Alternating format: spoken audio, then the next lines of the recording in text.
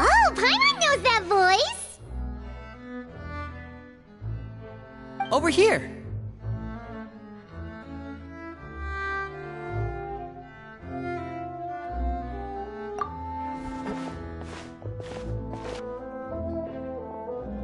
To borrow one of the more popular turns of phrase at the moment, this appears to be quite the fated reunion. Running into you two out of the blue like this has really made my day. I certainly wasn't expecting it. You can say that again. What brings you to Poisson? Wait, Paimon's got it! You must be here for one of your magic shows, right? Actually, we've run into a bit of trouble on the home front, so Father arranged for us to stay in Poisson for the time being. Oh, are Lynette and Fremine here too? Yep, along with most of the other members of the House of the Hearth. You may have noticed Poisson seems a bit more crowded than usual. So you're saying nearly the entire organization has moved to Poisson? Sounds like you've run into way more than just a bit of trouble. What's really going on? Well... Since the two of you are so curious, perhaps I can fill in the gaps. You scared Paimon half to death! Father, you're here. You know... On second thought, maybe we don't need to know? It's all probably super confidential House of the Hearth stuff, right? We totally weren't trying to pry or anything. No need to be nervous. I could sense your genuine concern from your conversation just now. Of course, I can also understand your confusion. Sending so many Fatui here to Poisson, it's only natural that some might suspect an ulterior motive to be involved. I understand. I'm well aware you've had your fair share of confrontations with the Fatui in the past, and I can't exactly guarantee that we'll remain on good terms in the future. As for right now, however, I would say we have little reason to be at odds, wouldn't you agree? The House of the Hearth could stand to be more open with those who have worked so closely with us in the past. As for the issue at hand, well, it hardly relates to any ulterior motive. To be frank, it all stems from a certain rumor circulating around the House of the Hearth. It's an internal matter. What sort of rumor? A rumor that a certain phantom child is hiding away in the House of the Hearth.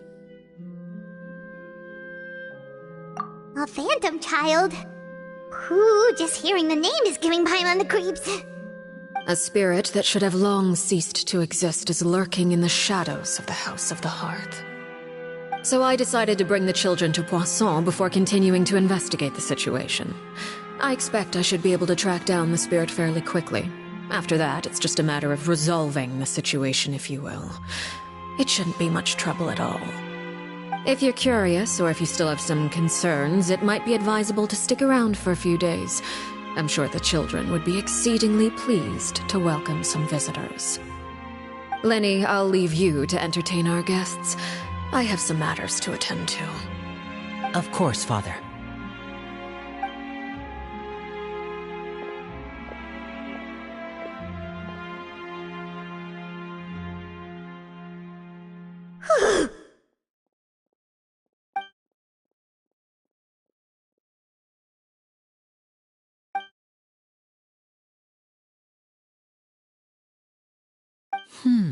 It has long been a dream of mine to invite you to our home and introduce you to my other siblings. You're quite well known in the organization already. A lot of people have been talking about you, especially after everything with the prophecy. If you're willing, why don't you stay a while and have a little chat with us? Alright. We don't have anything else to do right now anyway. But let's be clear, we're just gonna be there as guests, okay? Don't get any funny... Oh, wait a second.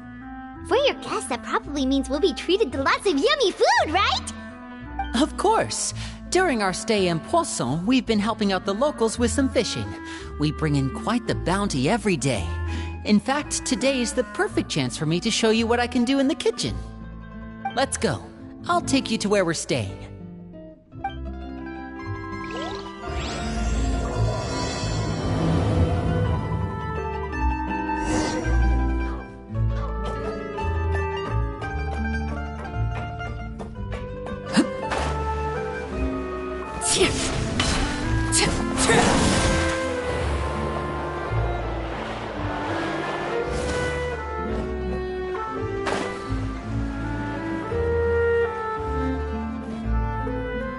We rented this house from one of the locals to use as a temporary base.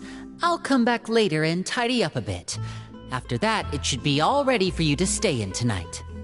Awesome, thanks! So, where are we off to now? Well, when I happened to run into you two earlier, I was actually in the middle of distributing some supplies. With this many people staying in Poisson, we have to bring in outside supplies every now and then. I should probably make sure the rest of these provisions get delivered, otherwise people might start to get antsy. Okay, we'll come with! There are all sorts of rumors about your organization floating around out there. Paimon's not sure if she could even take a wild guess as to what's true and what's not. But now that we finally have the chance to see a day in the life of the house, we can take a good look at how you operate! Well, you're more than welcome to come along. Just follow me.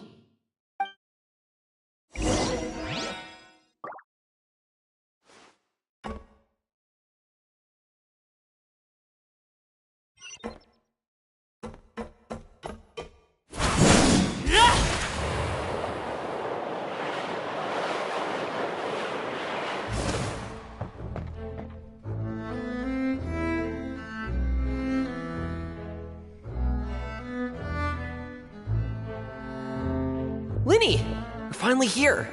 The supplies. I'm assuming you've... Brought them with me? Yep, here you go. Hello? Something caught your eye? It's the Traveler in Paimon! No way! Come here, everyone! Hurry! The Traveler and Paimon are here!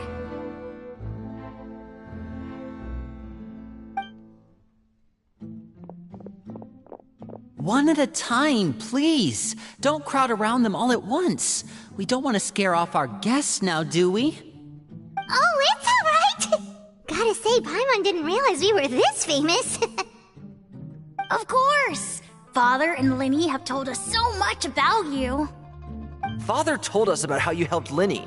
According to her, you're a trustworthy friend. And as far as she's concerned, that's pretty much the highest compliment we've ever heard her give. As you can imagine, everyone's been very curious about you. I heard the Traveler is so strong that he can move a mountain with his bare hands.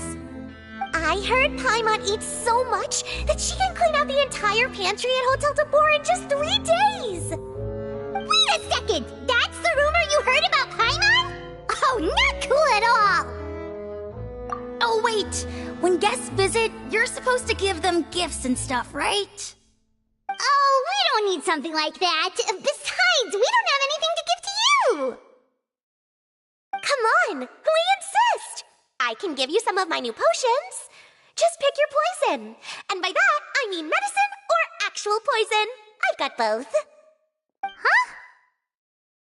Or maybe Shaplo can teach you guys about stealth! He's super good at it! He's never been caught! Ah, now that's not a bad idea. I know you usually prefer to fight head-on, but it never hurts to expand your bag of tricks, right? When it comes to eliminating your enemies, staying quiet can go a long way. Trust me, I would know. I was poisoned not too long ago, and I'm still dealing with the after effects. So I'm not quite as good as I was before, but I can still give you some pointers. Wait, when you said gifts, Paimon didn't think you meant poison and stealth tactics. But those are the best things we can give you. You don't like them? Ooh, how about this? Tell me the name of someone who really annoys you, and we'll teach him a lesson for you. All right, Fold, Selwar. I think that's enough suggestions for now. When it comes to being a good host, it's the thought that counts. You don't need a physical gift to make our guests happy. In fact, pestering them with suggestion after suggestion might make them more annoyed than anything. I would say your enthusiasm has certainly gotten across. Really? Awesome! It's been so long since we've had guests to play with. If there's anything you need, just let us know. Yeah, especially if it's poison or something. I've got all sorts of potions for that. Well, we'll talk to you all later. We've still got supplies to distribute. All right, see you later.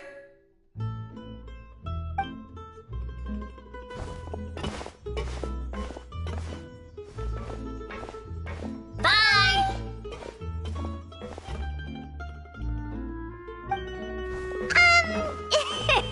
Lenny, about all that poison and stealth tactics talk just now. Scared you, did it? That kind of talk comes with being part of the House of the Hearth. When Foltz was really young, he strangled all of his family pets, just out of curiosity. He was labeled a dangerous problem child and was abandoned by his family. Elwar has an unnatural obsession with potions. Father has forbidden her from trying all the different concoctions she comes up with, but she still tries to test them in secret. You really have to keep an eye on that one. Chaplot is around my age. While I'm mainly responsible for collecting intelligence, he handles surveillance. He's very passionate about his work and has no reservations about taking on some very difficult missions. I know you two probably aren't used to that kind of talk, but I can promise you they only had the best of intentions. Things like stealth tactics and developing different poisons, they really mean a lot to them. They were just trying to share the best of what they could offer, that's all.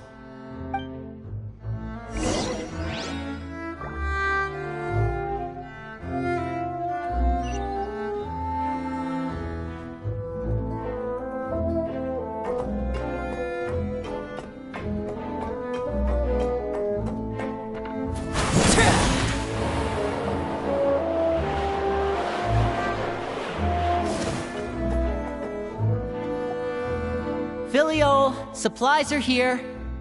Thanks. And who are these two? Outsiders? Allow me to introduce you. This is the Traveler and Paimon. Oh, you're the famous duo I've been hearing so much about. It's nice to meet you. I heard you've traveled to all sorts of places. Is that true? Of course! We're making our way all across to that! Oh, good for you. You must be pretty familiar with Fontaine by now, then. Have you seen the new opera that started running recently? I think it's called... The 4,000 Thieves? Oh, this is the first we've heard of it. It seems like it's going to be fantastic. From what I've been able to tell from the posters, anyway. You should definitely check it out if you have the time. Oh, and there's The Blind Maiden, too. That one is supposed to have audience interaction. Seems pretty interesting.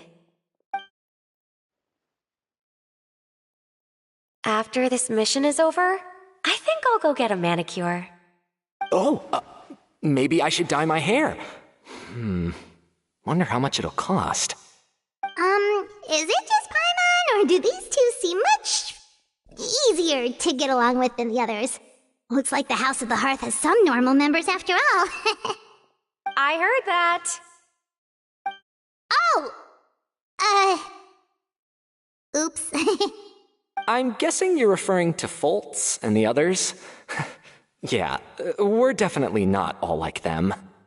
I bet those crazies are practically foaming at the mouth right now. I'm sure they just can't wait to get back to Snezhnaya to carry out the plan. That's enough, Filio. Don't talk about family members behind their back, right? Whatever. Let's go. Guess this is goodbye then. If you ever have some time, we should go see the opera together.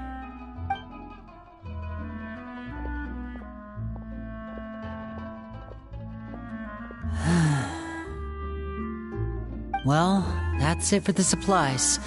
We should probably head back as well.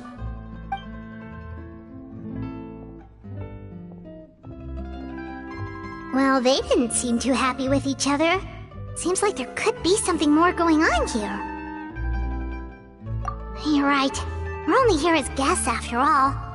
Oh, Linny's getting super far ahead. Come on, let's catch up.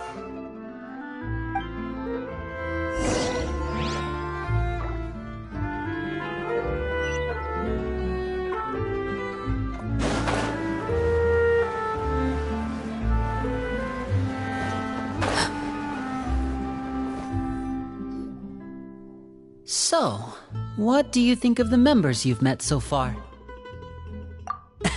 Well, Father is always encouraging us to be strong-willed and independent. So if there's one thing we've got, it's people who aren't afraid to speak their mind. Well, I should probably get cooking. Wanna join? Of course! Then let's head out and... Huh? Fremine?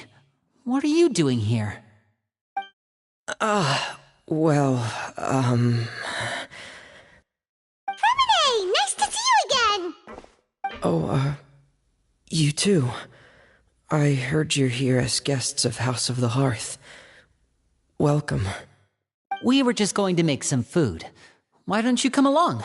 I could use some help in the kitchen, and I seem to remember you mentioning you wanted to make seafood soup for the traveler in Paimon. Seafood soup? Oh, Paimon's drooling already. Were you looking for something just now, Fremine? Maybe I can help. It's nothing. I just wanted to see if there were any extra supplies. Yeah, we've got some left over. What do you need? Some food and water, and some clean cloth, if possible. No problem. Give me a second here. Food, water... Wait a minute. What do you need all of those for? You're not on any missions as far as I'm aware, and you were just going to come eat with us. So what's this all about? I thought I'd grab an extra portion because I get hungry at night. Could be because I'm growing, you know, and... Fremine, you remember what I told you? You're not like me. Your lying skills still need some work. Tell me what's going on. Is it really bad enough that you have to keep it from your own brother? Maybe it'll be better if we gave them some space.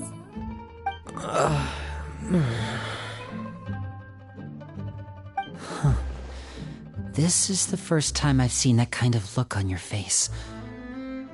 Whatever happened, does it have something to do with Father? Yes. Just follow me.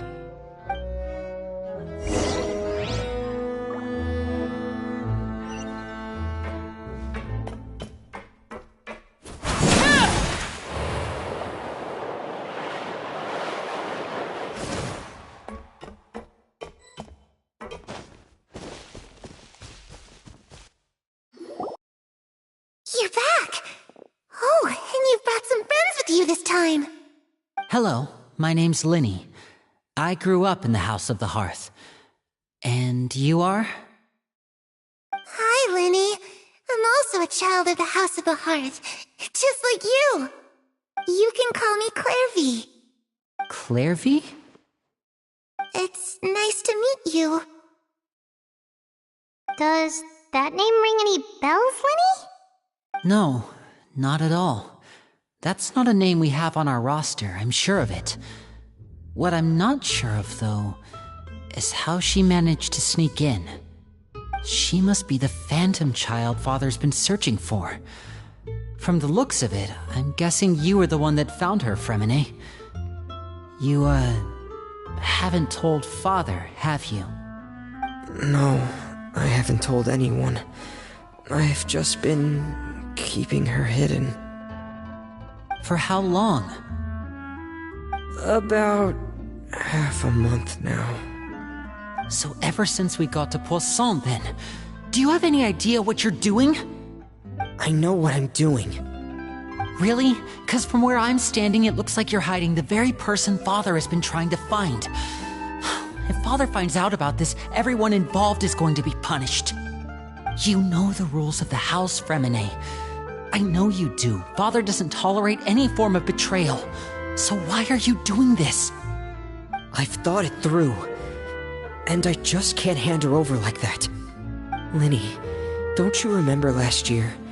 Sheplo nearly died after getting poisoned during that one mission.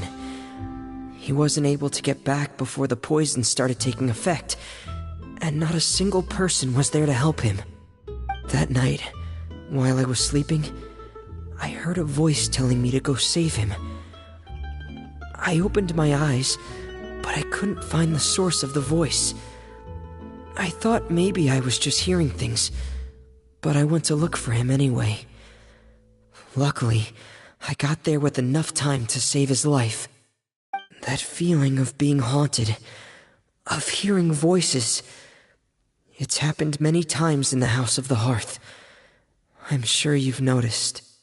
So what you're saying is, that was her? She was the one who spoke to you that night? Unless there are other spirits roaming around the House of the Hearth, I don't think there's any other possibility. If Clairvy were our enemy, it wouldn't matter whether she was a spirit or an actual child. I would have acted without a second thought, because that's what Father ordered us to do. But she's been living with us, helping us from the shadows all this time. I think that makes her family. I couldn't just hand her over to be dealt with. Not when there's so much we still don't know. So what's your plan then? You can't keep her here forever. Someone is bound to find out eventually. I haven't thought that far yet. I don't want to disobey an order from Father, but I also don't want to put Clairvy in danger. Come with me. There are a couple things I'd like to say to you in private.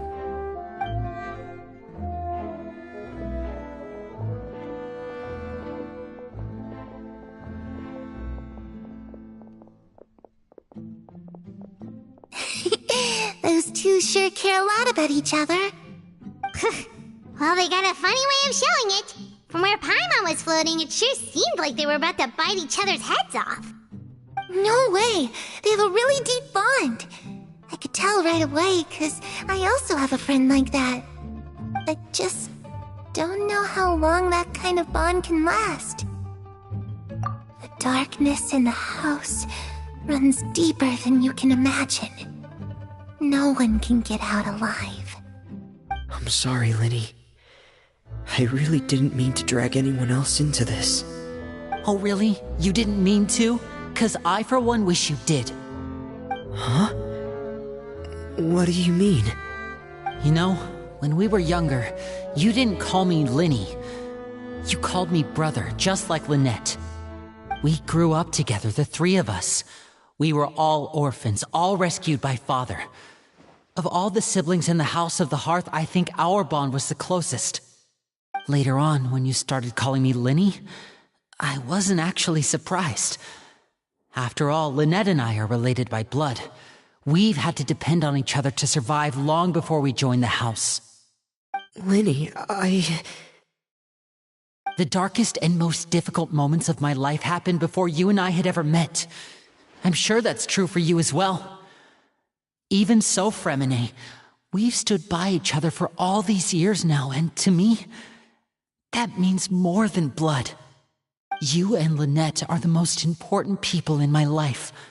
No one can replace you. So I won't let you face anything alone. Not if I can help it. Oh, looks like things are getting kinda heated between Linny and Fremine. Maybe we should go check on them. Oh, it's raining. I should put my clothes away.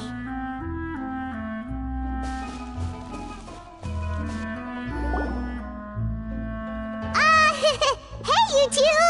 Hope we aren't interrupting anything. Like a fight, or...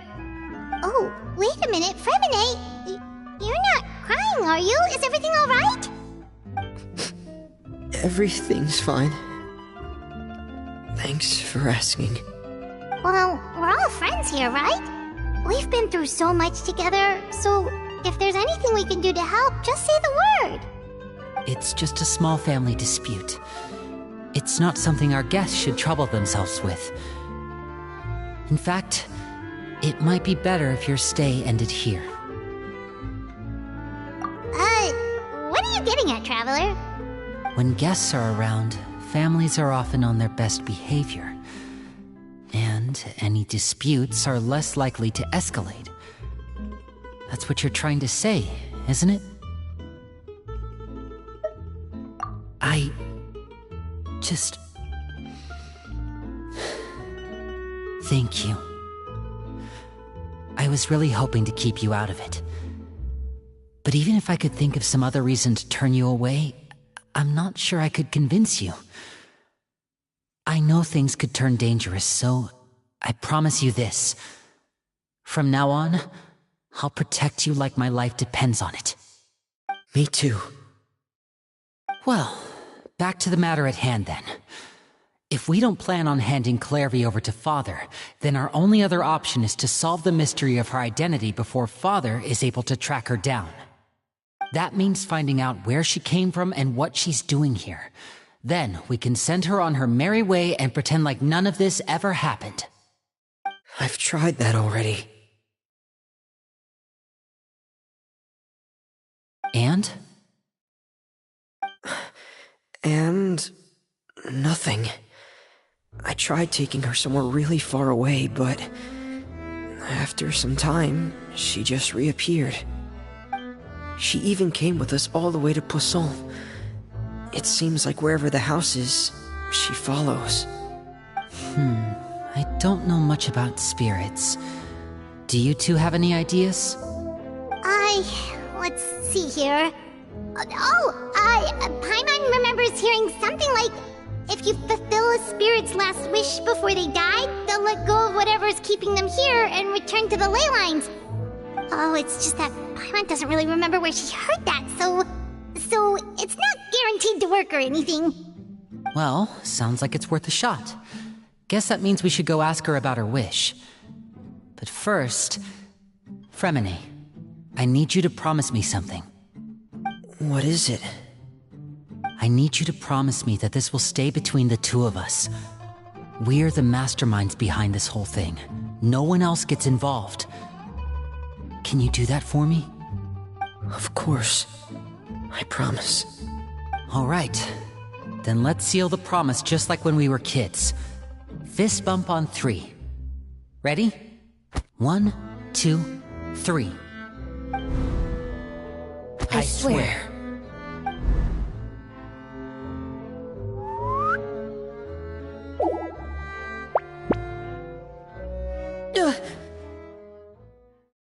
Whoa! Lynette! But what a surprise! What brings you here, dear sister? And, when exactly did you get here?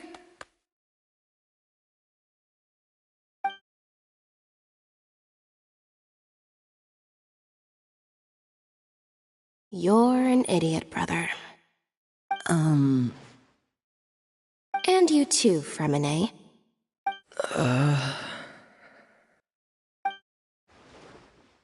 You 3, Traveler. And you 4, Paimon. Wait, what did we do? I've seen Clairvy around the House of the Hearth before. I hadn't seen her in Poisson, so I figured she must not have come with us. But it turns out you were just hiding her. I heard you talking about your plan. Rather than steering clear of the situation, I'd rather fully join in.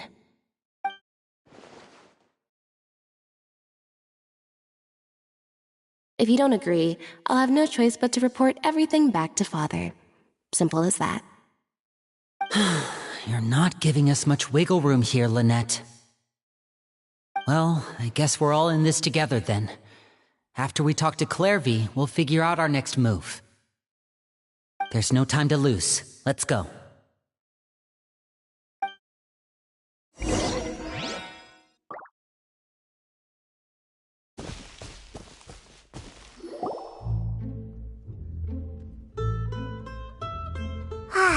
I'm full. Thank you for bringing me this food, you guys. She said she's full, but the food doesn't look like it's even been touched. That's right.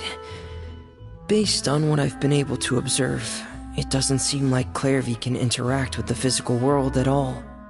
Still, when she's presented with food, she'll always linger around it for a good little while.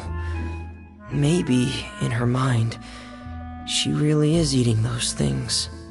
Does she know that she has already passed away? I've tried to ask her, but she didn't answer. My guess is that she's just as confused as we are.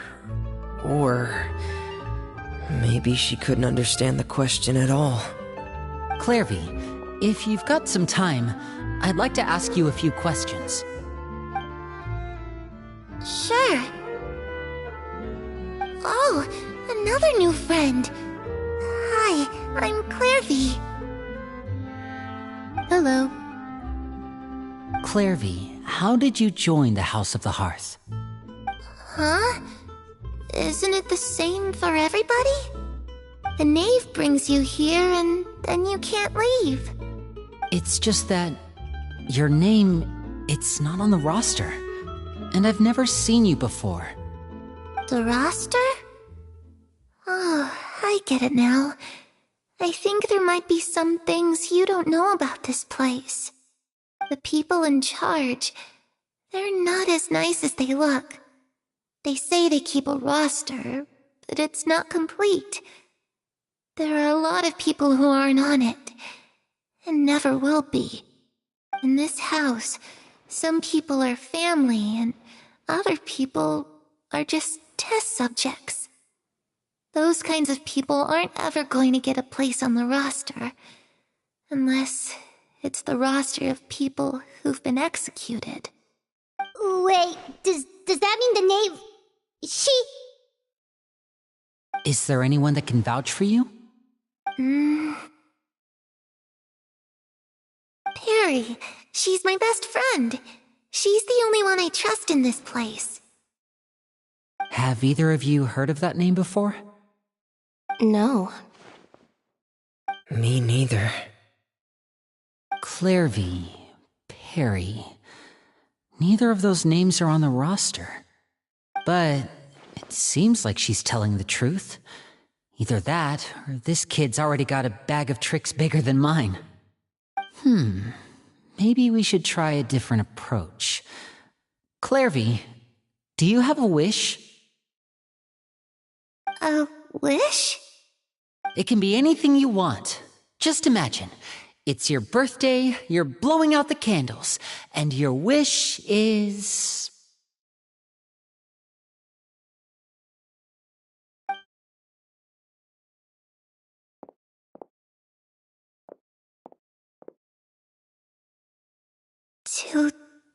To go outside, where the sun can find me.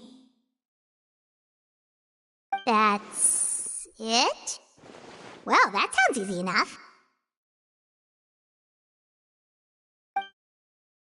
The darkness in the house runs deeper than you can imagine.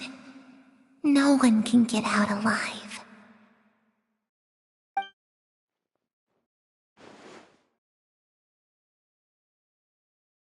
Okay, time to divide and conquer. Listen up, I've got a plan. I'll try and find a way to use basic illusory magic to take Clairvy outside and bring her somewhere with sunlight. Lynette, try and find the list of executions that Clairvy was talking about, and see if her name is on it. Fremine, you stay in Poisson. We can't be the only ones who've had run-ins with Clairvy. I need you to collect intel on everything she's said and done. Understood. I'll try my best. What about us? What should we do? I really appreciate your willingness to help, but this is a family matter. I don't want to drag you in too deep. It's too risky. Let me think. Since Father considers you to be guests, maybe you could stick by her side for a little while. You don't need to do anything except keep up some nice, casual conversation. Ah, Paimon gets it. You want us to distract her. I'll give you a magic bird. If Father suspects something, all you need to do is release it when she's not looking, and it'll alert me that something's wrong. Of course, that's only as a last resort. If Father doesn't seem to notice us, there's no need to make contact. We'll reconvene here tonight after all's said and done. If the worst-case scenario happens and we're discovered, just tell Father everything. We're not going to let our guests get punished for our own actions. That's where we draw the line. You too. Okay, this is where we part. Father should be at the beach nearby.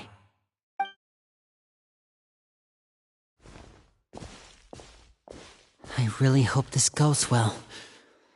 No, it has to go well. That's the only way this can get resolved.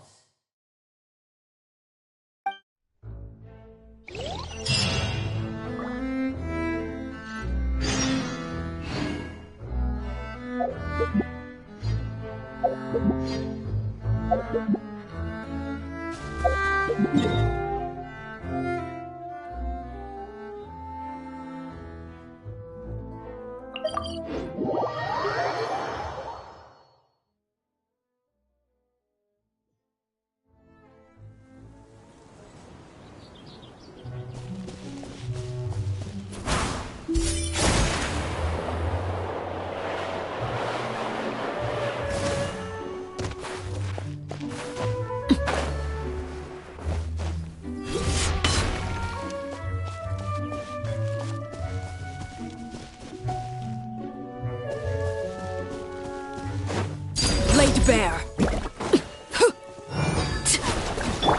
Everyone hold hands.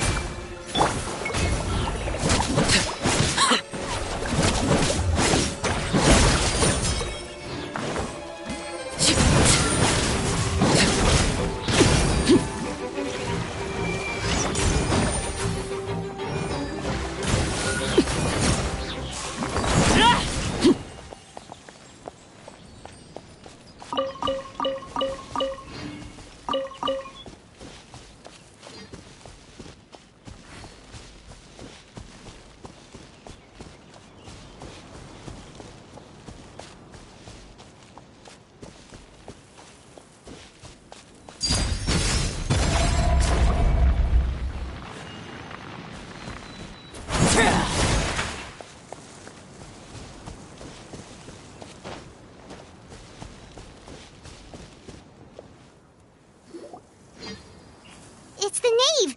And... child!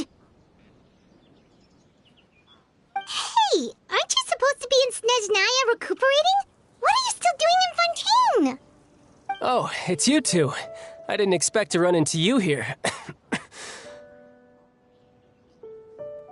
I was unconscious for quite a while after the fight in the Primordial Sea. After I woke up, I realized I was being taken back to Snezhnaya, and well, I couldn't have that now, could I? Not when I've still got unfinished business here in Fontaine. So, I mustered up all my strength and made the journey back on my own. What sort of unfinished business are we talking here? It has to do with Skirk, my master. I really wanted to meet up with her, but by the time I got back, she had already left. I still have so many questions for her. Without any other leads, all I could do was ask the knave to help me track her down. She must have left behind some traces from her time in Fontaine. Oh, okay, so have you found any clues? Unfortunately, no. While the House of the Hearth is adept at collecting all manner of intelligence, certain existences can still manage to escape our purview. Basically, unless Master feels there's a need to meet with me, she's not going to be found. But that problem has an easy fix. I just need to become stronger, and then... Paimon thinks you should focus on getting better first. The worst of it is over. It's all thanks to that one kid from the House of the Hearth. Elwar, I think her name was. She gave me a bunch of random potions to drink. They didn't go down easy, let me tell you. Pain and chills all over. But they really did help speed up my recovery. And that's good, because it looks like I really do have to head back this time. The old man's been putting the pressure on me. He sent someone to tell me I'm needed for some sort of project. Project Stuja? Yeah, that's the one. I heard Regrador's involved too. I'm not looking forward to having to listen to all his monologuing, that's for sure. Hey, maybe you could think of a way for me to stay in Fontaine for a little longer. Helping Linny and the others brush up on their fighting skills would be far more interesting. If you and I could spar, that would be even better. I've been waiting for a chance to see you go all out. And what a sweet little daydream that is. But I also have a role to play in all this. I'll be leaving Fontaine shortly as well. Besides, considering how little they see fit to step outside the homeland, being called on to return to Snezhnaya by such illustrious dignitaries, what a great honor. Wouldn't you agree? One I could do without, I'd say. Is it just Paimon? Or does it kind of seem like they're... So, dear guests of the House of the Hearth, to what do I owe the visit? Well, we just... Right! We're super close to Linny and the others, but we still don't know much about you! Is that so? Introductions have already been made, have they not? Oh, well, you see, there's only so much you can learn about someone from a short introduction. At least tell us something a little extra, like, why do you call yourself father? Good question. I'd also like to know. The fact that you have to ask tells me our intelligence work has been quite successful. Telling you the answer to that question would only serve to undermine that success. And we can't have that, now can we? Spoken like a true diplomat. That was some expert sidestepping right there. Well, if there's nothing else, I think I'll take my leave. I still have a small matter to resolve at home. Wait, don't go!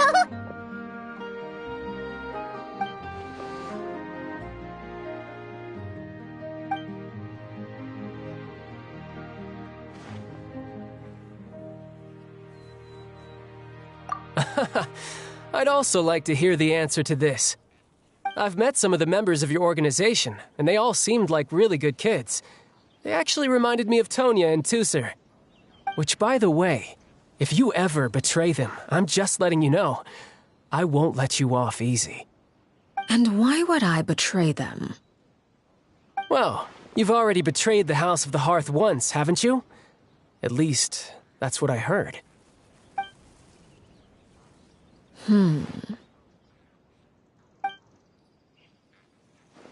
Okay, I admit. That's just what the old man told me. The rooster, I mean.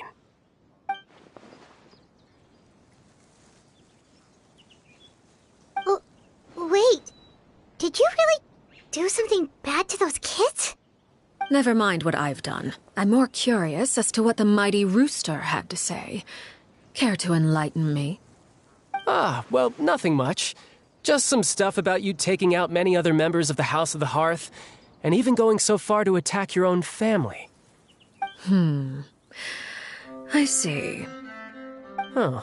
Based on your reaction, I'm guessing it's all a bunch of lies. Hardly. I don't appreciate his particular turns of phrase, but I suppose he didn't say anything untrue. Although, it would be more accurate to say that there is a certain level of prejudice involved, but I don't intend to clear that up just yet. Prejudice has a funny way of concealing the real truth behind certain things, an attribute that I find to be quite advantageous. Call yourself a Fontainian, for example, and people will assume all sorts of things, when the real truth is that this is simply the land where I was raised. Huh? You're not actually from Fontaine? But then why did you try to help out with the prophecy and everything? I was trying to protect the children born in Fontaine. Claiming that I myself was a Fontainian simply made it easier to operate.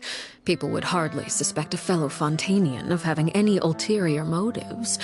Who wouldn't want to save their homeland after all? The primordial sea wouldn't have any effect on me, but it would have caused great harm to the House of the Hearth. Well, you wanted extra information, didn't you? There you go. I hope that satisfied your curiosity.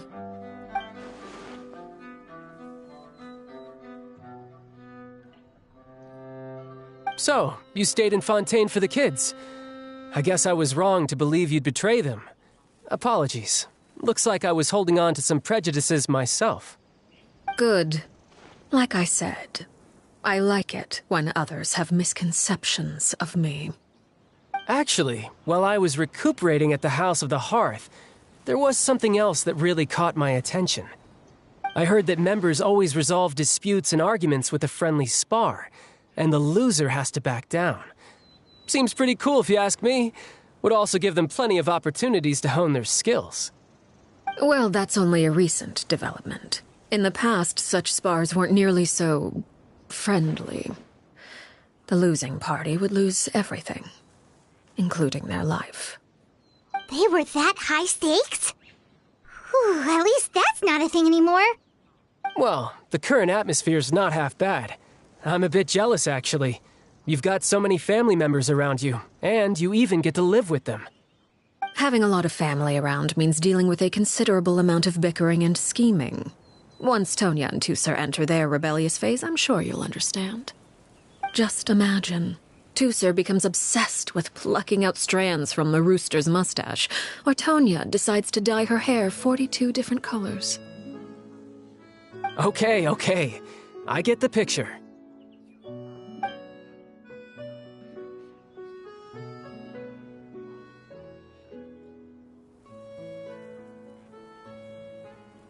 Well, would you look at the time? I should probably get going.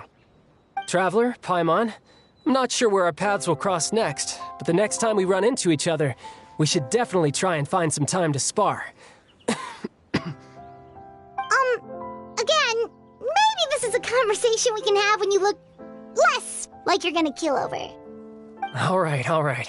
Well, thanks for everything, Arlecchino. No thanks necessary. You also played a part in obtaining the Gnosis. I would say we can call ourselves even.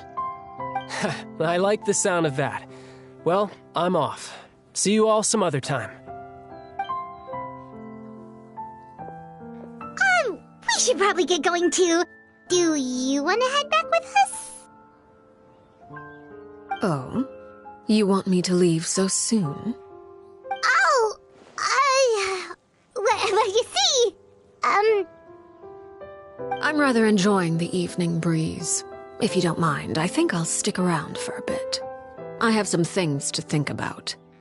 Apologies for not attending to you like a proper host. Please forgive this slight.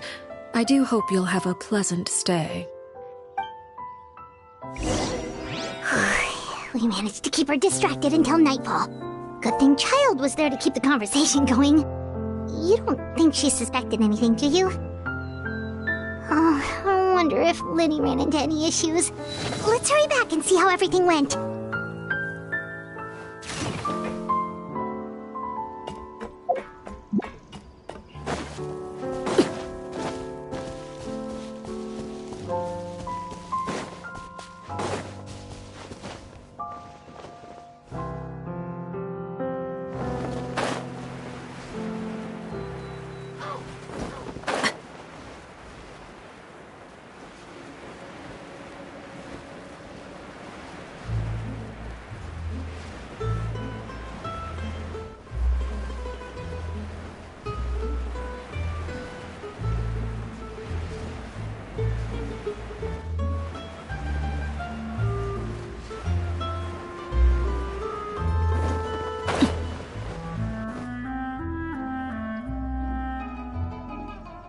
How did everything go?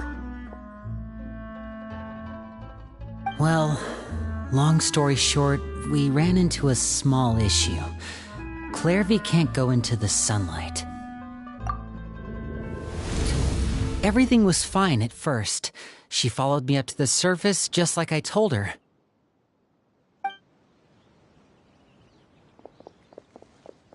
But as I led her out of the shadows and into the sunlight, she vanished. I turned around and there she was, standing at the edge of the shadows, silently watching me. Huh. Maybe she's afraid of sunlight, or... No, it wouldn't be her wish if that were the case. Well, we could always try pushing her into it. Oh, true. I've pretty much tried it all already. Nothing worked. Eventually, the sun went down, so all I could do was bring her back here. How did it go with you, Lynette? Good. I've got the list. It's right here. Really? Well, what are we waiting for? Let's take a look!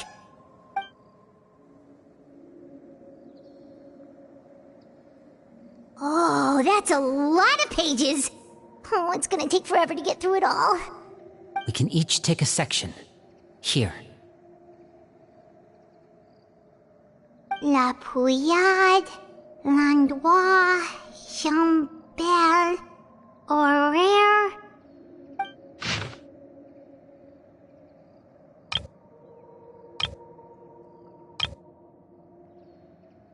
Oh, yikes. That Horaire guy has a huge scar on his face. He's kinda giving Paimon the creeps. I've met him before. The scar is from an injury he received during a mission. I still remember him joking with me about it. He said any future lover would take one look at him and then lose all interest. Did he say anything else? Well, I asked if there was someone he was interested in. He said no, and that's where our conversation ended. It was only later that I learned he really did have someone he liked. He risked everything to escape so he could be with her, but it didn't work. One day, Father asked to see him, and, well, I never saw him again after that. Wait, so that means the knave,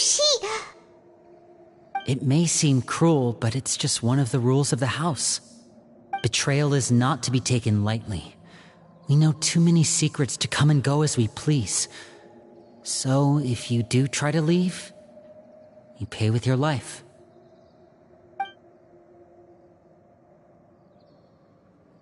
Her name's not here, huh?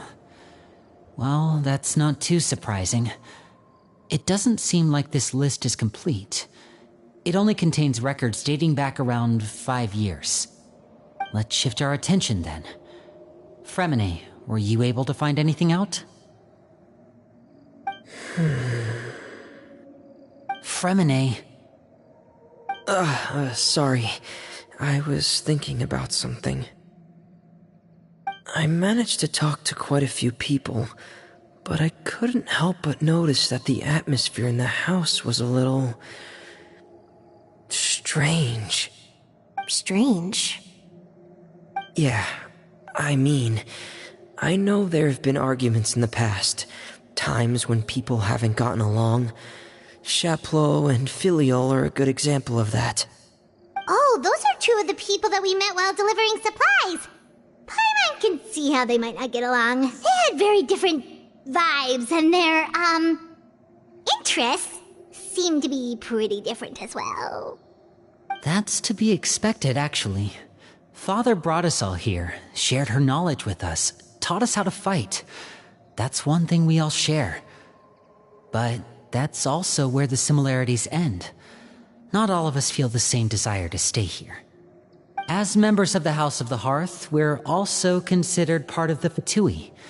And to a lot of people, that's an identity they never asked for. Certain members get older and realize they want something else for themselves.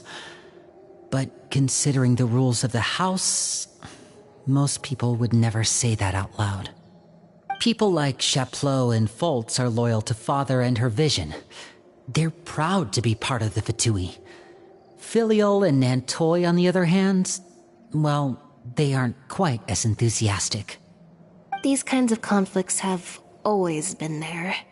It's not like Father is in the dark about any of this. Well, that's true. But it just feels like things have gotten worse lately. Filial and the others, it seemed like they were meeting in secret to talk about something. I can't say for sure, but I think they've met Clairvy. You think she's been inciting them to act out? No, not exactly. But I wouldn't be surprised if she said something to them about the darkness in the house and how deep it runs. She's told me about it before. Experiments being run on children. People being used as pawns on the battlefield without so much as the strength to survive. And they just believed all that? Without any evidence? Clairvy's words probably gave them the excuse they were looking for. Whether they actually believe them to be true is secondary. This is all because of Project Stuja, isn't it? Whoa. Hold on a second. What's this Project Stuja all about, huh? This is the second time it's come up now. Sorry, but I'm not sure of the details either. I only know what Father has told us, which is that it's something the Rooster and Regrader have been working on together. Apparently, it has to do with the Fatui's strategic plan for the future. Because the House of the Hearth was so successful in obtaining the Gnosis, we now have the honor of playing a key role in Project Stuja. Wait, but isn't that a good thing? Key role is just another way of saying dangerous role. To us, the whole thing is an inconvenience. Father thinks so too, but she's in no position to refuse.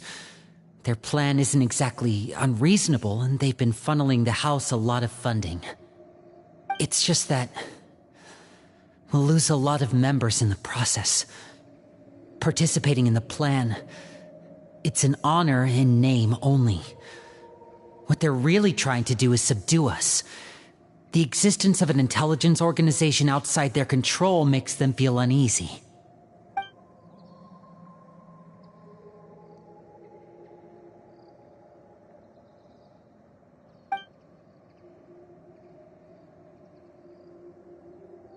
Okay, super complicated top secret Fatui business aside, what does all of this have to do with the conflicts you were talking about earlier? Paimon doesn't get the connection. External pressure has a way of exacerbating internal strife. You can't overlook the power of fear either. People are afraid of dying, and that fear is often the impetus for a lot of stupid decisions. I thought resolving the Clairvy situation would make everything go back to normal. But it looks like things are more complicated than I thought. If we leave Filial and the others to their own devices, sooner or later, Father will be forced to take action. We can only focus on one situation at a time, brother. You're right. Even if we confront Filial and the others, it won't do any good. It might even make matters worse. We should focus on Clairvy for now. Well, it's getting late. We should head back and get some rest. We'll try again first thing tomorrow. Lynette, you stick with me this time. Fremine, keep a close eye on Filial and the others. Make sure they don't do anything they'll regret. Good work today, everyone. Have a good night, and I'll see you tomorrow.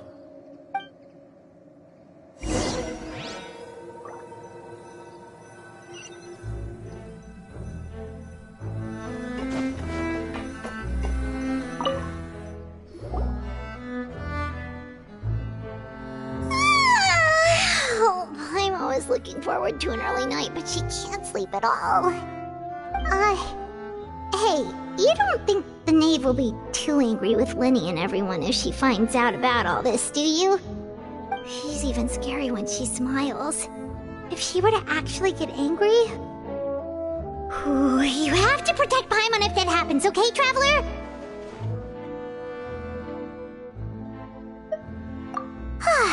Trust his effort, Traveler. Look! Look over there!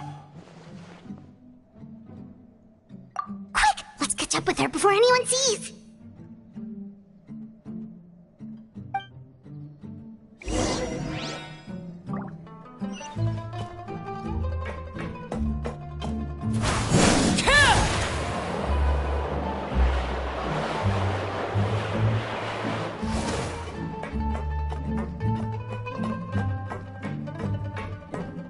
Over there!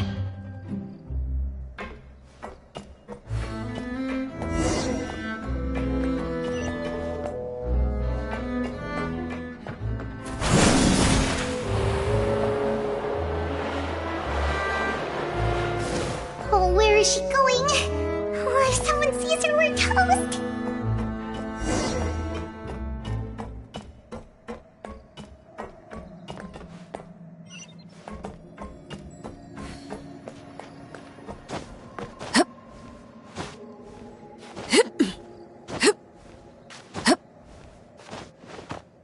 Oh, look! She stopped!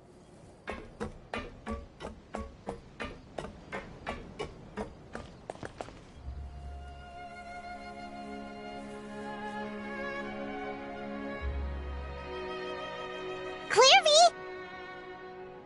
Shh. I opened the window while no one was looking. Look how pretty the outside is. If only I could have more than this. You probably think I'm being silly, huh? All this hopeless resisting. It's better to dream of what I could have than try to make it a reality, right? Please, help us get on the same page here, Clary. We need you to tell us what you know. Can you do that? Sure. Although, after you hear all this, I think you might regret that decision. Everyone in this family is nothing more than a tool, something to be used and exploited. We're all expendable, including me. As long as you're useful, you get to stick around. Lose your value, and you're handed over to the doctor, experimented on, and given a fate worse than death. I've seen it happen again and again, and I've had enough. You're saying the knave did all that? It's just, that doesn't seem like something she would do. She's scary and all, but it seems like even she has lines she wouldn't cross. I knew you wouldn't believe me. Everyone thinks she's a good person. They all think of her like a real mother. Mother? But she doesn't deserve that title. She's disgraced it and tarnished it. And if I had things my way, I'd never see her again. If only Perry were here, she'd understand. Perry. There's that name again. Also, Paimon's getting a strange feeling. It almost feels like she's not really here with us. Paimon can't tell if she's actually talking to us or if she's mistaken us for someone else. Well, in any case, it seems like she really needs someone to talk to. We should keep her company for a little longer. She looks so young. But it seems like she's been through a lot. It's getting windy. I should close the window. Ooh, look at the moon. Isn't it pretty? Hey, wanna hear a secret? I heard that if you look up at the night sky in Snezhnaya, you can see the aurora. It's supposed to be super pretty. Even prettier than the moon tonight. Perry and I promised each other that once we're older, we're gonna go see it together. But I can't find her. I'm worried she's also been... No, that wouldn't happen to her. She's special. Mother likes her a lot. I should really go talk to Mother, but we just fought. She doesn't want to see me, and I'm too scared to face her. What should I do?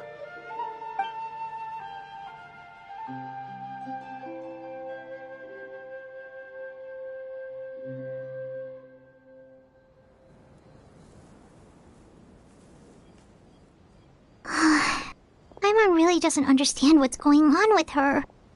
Well, let's head back. We've got an early morning tomorrow.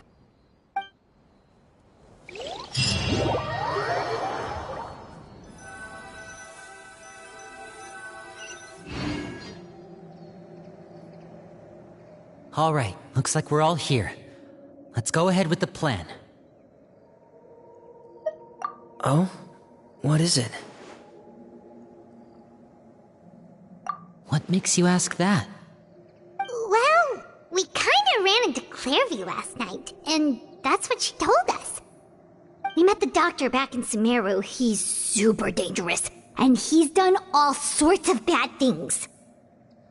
It's possible that Father and the Doctor have had certain dealings, but I don't think Father would work with him. We're not really on the same side, so there's not a lot of trust between them. That doesn't exactly set the stage for a successful partnership. I did hear, though, that when Father first became a Harbinger, the Doctor offered to work with the House of the Hearth. Father rejected most of his proposals, except for one. It had to do with some sort of secret experiment. Secret experiment? Could that be what Clairvy was talking about? I don't think so. I don't know any details about the experiment itself, but I do know it's an entirely independent operation. The Doctor only proposed a direction for the research. That was the extent of his involvement. I still don't think that counts as working together. The details of the experiment are confidential, but complete records are kept on all participants. That doesn't seem to be the case with the situation Clairvy referred to. I know you don't agree with some of the Fatui's methods, and I'm not asking you to. But I am asking you to trust us on this. The House of the Hearth has its own principles. There are certain lines we're not willing to cross. Alright, that's good to hear at least. Clairvy seems to think the Knave and the Doctor worked together to do something horrible. If that turned out to be true, Paimon doesn't know how he would even face you guys. It's just that it doesn't seem like Clairvy is lying either. The easiest thing to do would be just ask the Knave directly, but Paimon doesn't think she'd tell us. Father didn't come back last night. She's probably still near the shore. We'll be counting on you to distract her. Lynette, you're with me. Fremine, you know what to do. Be on your guard, everyone. All right, let's get to it.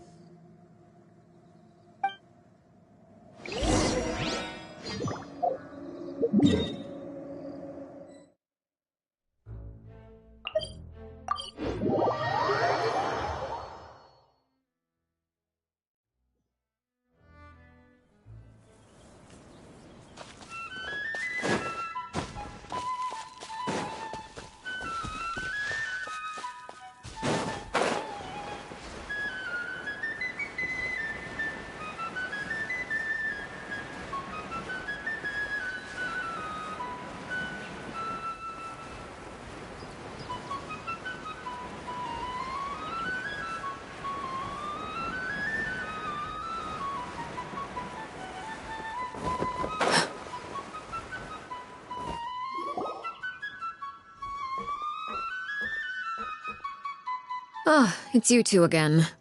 I must say, you look a bit pale. Did you have trouble sleeping last night? A little. Perhaps if you had less on your mind, you'd be able to absolve yourself of such troubles. So what are you planning to do now? Catch up on some sleep? Or should I give you some time to rack your brain for a topic to discuss before I ask any questions? Although I must profess to being curious. Without Child here, how do you plan on distracting me? Us? Distract you? A good one. But no, we were just here for a chat. Looks like you could have used some extra time to think. No matter. If you don't have any other plans, why don't you accompany me somewhere? Don't worry. I'll be sure to steer clear of any scheming children. The ocean breeze is sure nice today. Children always think they can hide things from the grown-ups, but nothing gets past me, least of all a little scheming. I think I'll let them have at it for a little longer. I can be very patient. Well, I'll leave you to think things over. If you're so inclined, meet me outside the Palais Mermonia. Good things come to children who do as they're told. So I do hope you decide to tag along. If only for your friends' sakes. What should we do? She clearly knows about everything we've been doing, and Paimon doesn't think it'd be a stretch to say she was threatening us just now.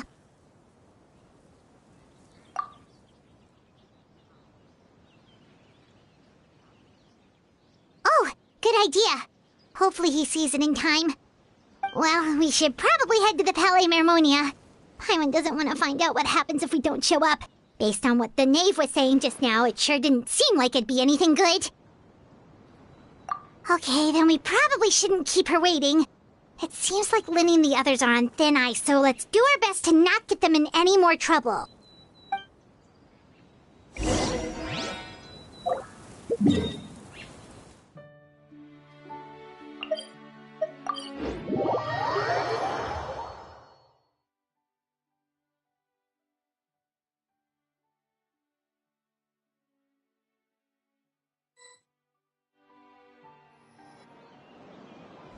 Seeing as we still have some time before my meeting, we might as well enjoy some pleasant conversation while we wait.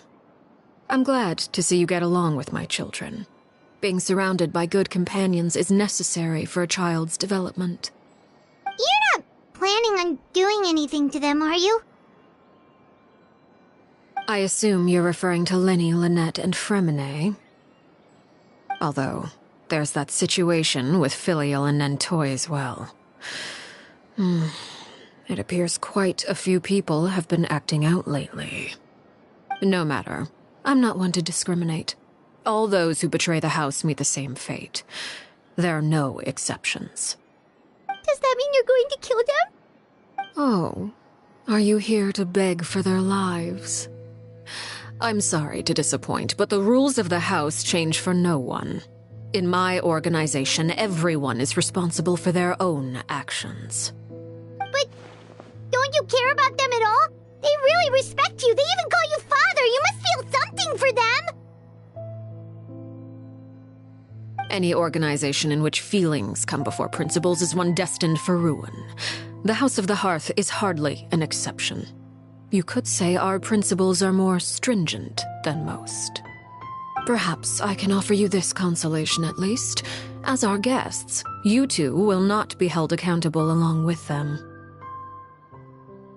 I would imagine Linny, Lynette, and Fremine will be able to keep their lives. As for Filial, Nentoy, and the others, I'm afraid there's little I can do. They can try to escape, but once you know our secrets, there's no getting out alive. But that's awful. Ah, you seem concerned. Out of consideration for my guests, I suppose I could turn a blind eye for a little longer. If Linny and the others manage to dispose of Clairvy in the meantime, all evidence of their wrongdoing will be lost. In that case, I could hardly punish them for something I couldn't prove. If their efforts are unsuccessful, on the other hand, all will be held accountable, and the punishment will be severe. Of course. Oh, and here, I believe this belongs to you. Do try and keep better track of it next time. It takes a considerable amount of time to train a bird like this. It would be such a pity if you were to lose it. Permanently. Wait, where did you get that? Well, I'm afraid that's all the time we have to chat. Now, for the matter at hand. I asked you to meet me here because I have business at the Palais Mermonia. It has nothing to do with you, but I think it would be prudent for you to stick by my side for the time being. There will always be time later to run off and tell Linny what you've learned. Well, time to go. Looks like we wrapped things up just in time.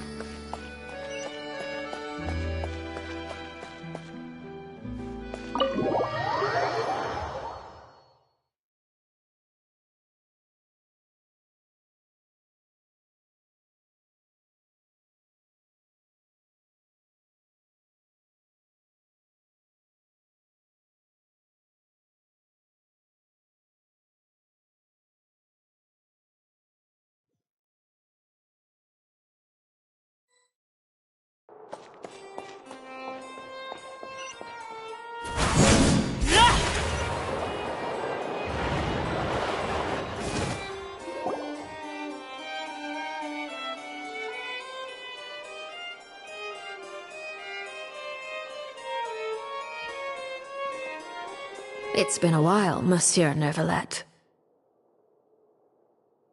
I must say, I wasn't expecting my meeting request to be approved quite so quickly.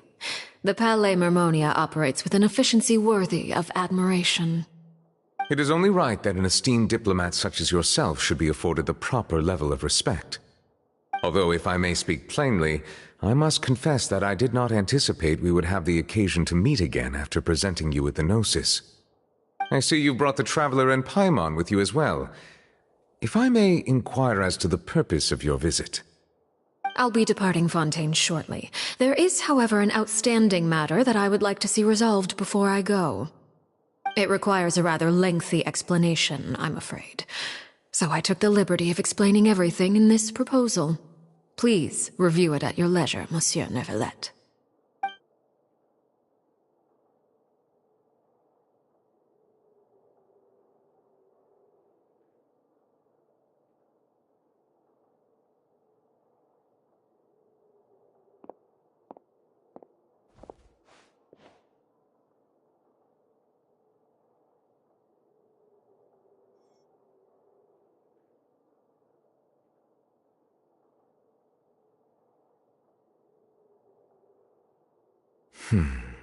I understand your request. However, at the risk of causing offense, I must admit that I fail to see why you would wish for such a thing. I heard you have a certain fondness for water tasting, Monsieur Neuvillette, so allow me to use water as an analogy. A family is like a large body of water with countless rivers flowing in and out. As someone who watches over this system, I would hope that each river that flows from the source will eventually reach the ocean. Of course, objectively speaking, I know this is impossible. Most of the rivers will dry up along the way, disappearing into the ground and leaving nothing but a barren riverbed behind. Not all rivers are destined to reach the ocean, but I would not see their existence rendered meaningless. I believe the water that flows within them is simply meant for a different destination, like a field in need of irrigation. Or perhaps the glass of a certain water-tasting enthusiast. Did you get any of that, Traveler? Your words paint an optimistic picture indeed. Allow me to remind you, however, few among us are willing to sip from a glass filled with tainted water. It may have been tainted at one point in time, but not to worry. I'll make sure it's strained of all impurities and returned to its cleanest form.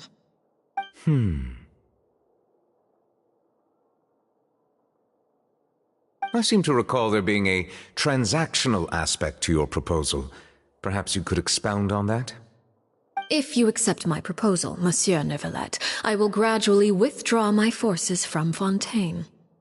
And, unless absolutely necessary, I will no longer carry out any special missions within Fontaine. I presume I can take your words to mean that, in the future, cases similar to the Tartuffe assassination will cease to cross my desk? Tartuffe? Ah, that thief who embezzled funds from all those charities, you mean? My deepest condolences to his family, but without any evidence, I cannot imagine how the House of the Hearth might have been involved in his passing. Of course, if you accept my proposal, Monsieur Neuvillette, I'm sure certain measures could be taken to reduce the frequency of such troubles. You choose your words carefully indeed. In that case, I am inclined to accept your proposal. My thanks for your generosity, Monsieur Neuvillette. Well, With that settled, we should be going now. I took the liberty of bringing along 2 bottles of spring water from Snezhnaya for you to enjoy. I do hope I get the chance to hear your impressions. Perhaps at our next meeting, yes? Indeed. I trust you would not overlook your commitment in the meantime. All right, Traveler Paimon. Time to go.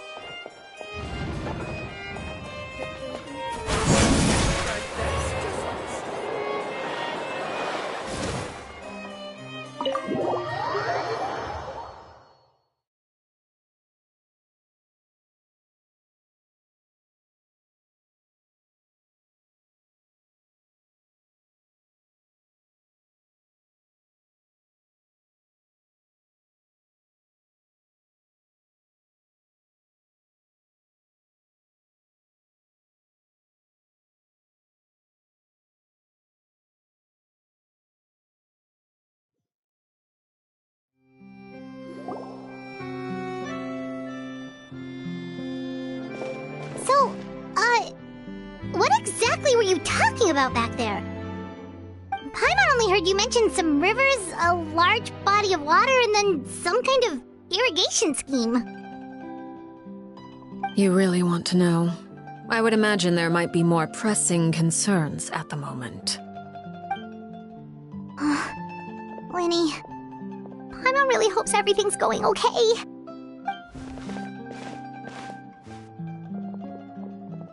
Oh, Paimon recognizes that look. You've got your thinking cap on, don't you, Traveler?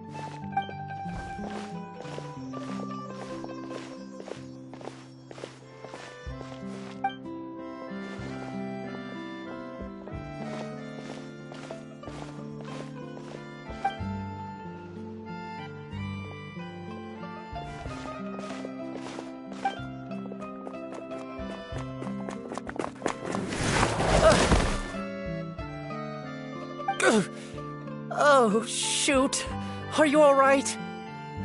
Oh, jeez. I'm so sorry. I was so focused on selling these papers, I wasn't looking where I was going. Well, let me make it up to you at least. Here, take this paper. On the house.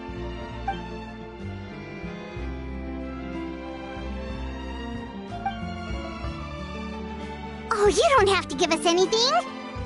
Please, I want to. It's not like I'm short on supply. All the extras will be useless come tomorrow anyway. It's my fault, really.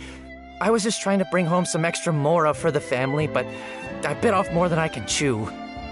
I haven't had many takers today, so I'm still swimming in papers. What's going on here? Nothing much. I just ran into your friend here on accident. I should probably get going, actually, so... Hold on.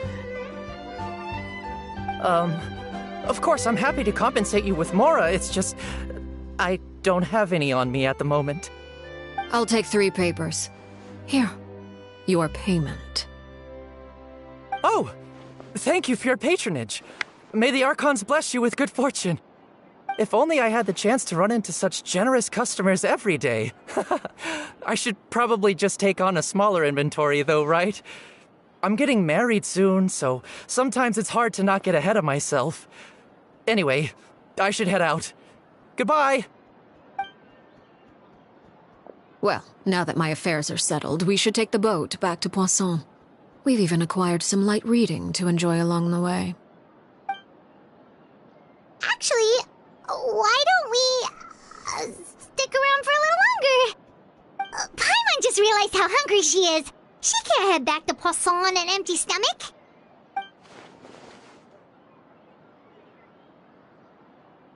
It appears you two are under the impression that delaying our return will somehow alter the situation in your favor. I'm sorry to ruin your fantasy, but your efforts are meaningless. That being said, I could be persuaded to give Linny some extra time. I just have one condition. If you agree to my request, I'll even answer some of your questions. You're quite curious about Claire V, are you not? And my relationship to her. Wait, why are you being so generous all of a sudden? You're not gonna ask us to do something bad, are you? You overestimate yourself. You don't have the talent for bad things. Then what can you possibly... The most important consideration in a negotiation is that both sides receive something they want.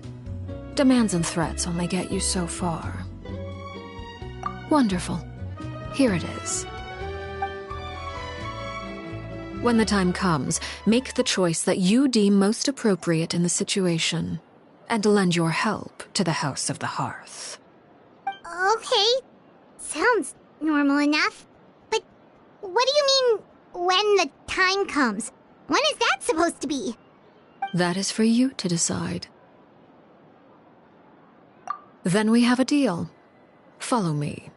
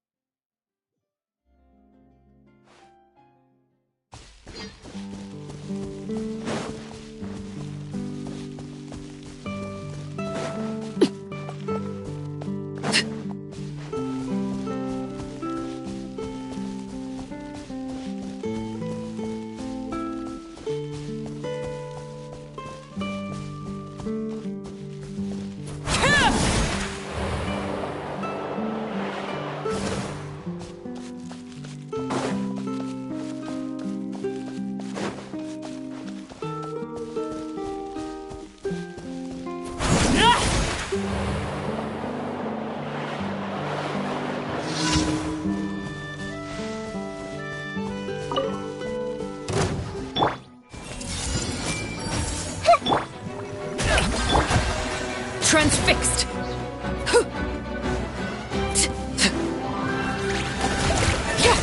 This is where you fall.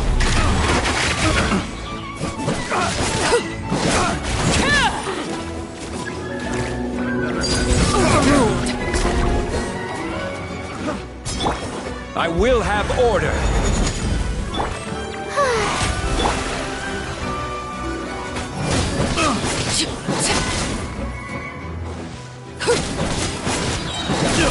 Witness my rise. Laid bare.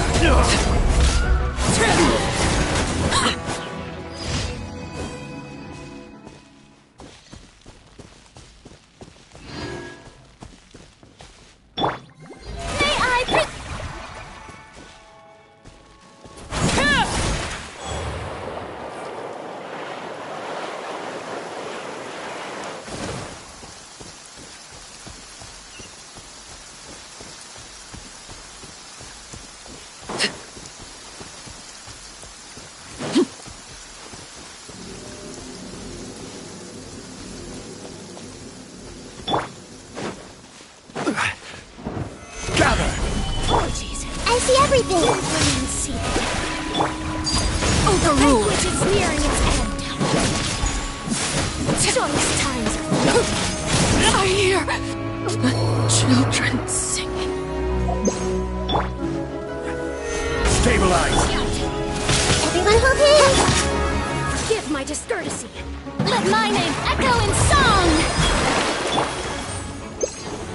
Banquet must go on. Please remain seated. Solidify. Apologies. Banquet must go on. Please remain seated. Laid bare. How brilliant! Order guide you.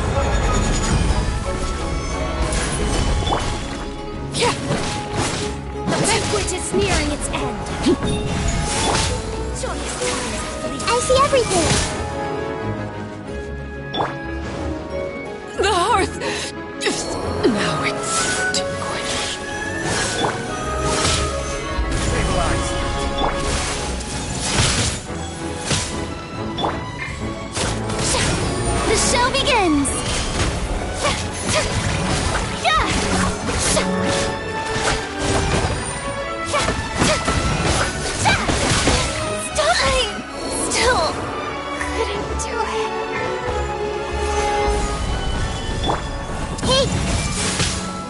Give my prior in consideration.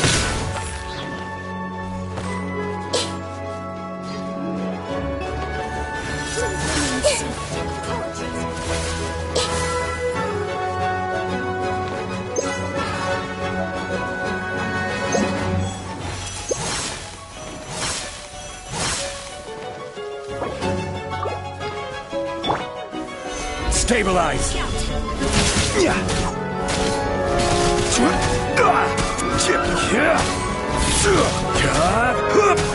The banquet is nearing its end.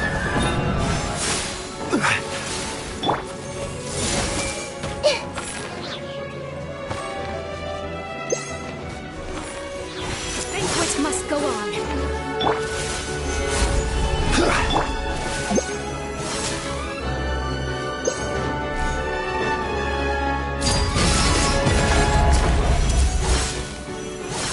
Please remain seated. Solidify! Banquet must go on.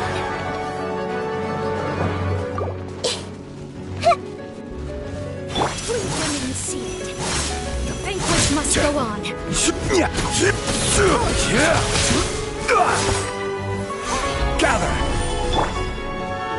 Everyone hold hands!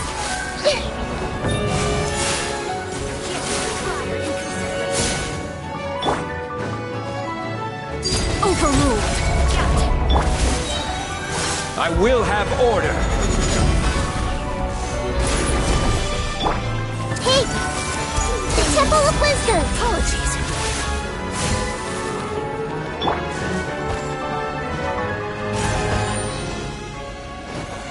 Banquet must go. Please remain seated. Solidify! The banquet must go on.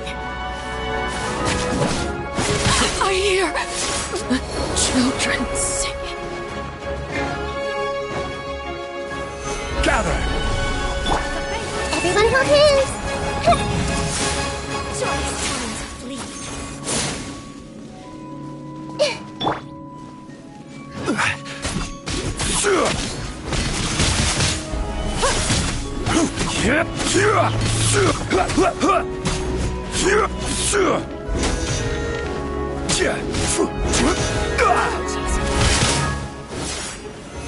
Solidify!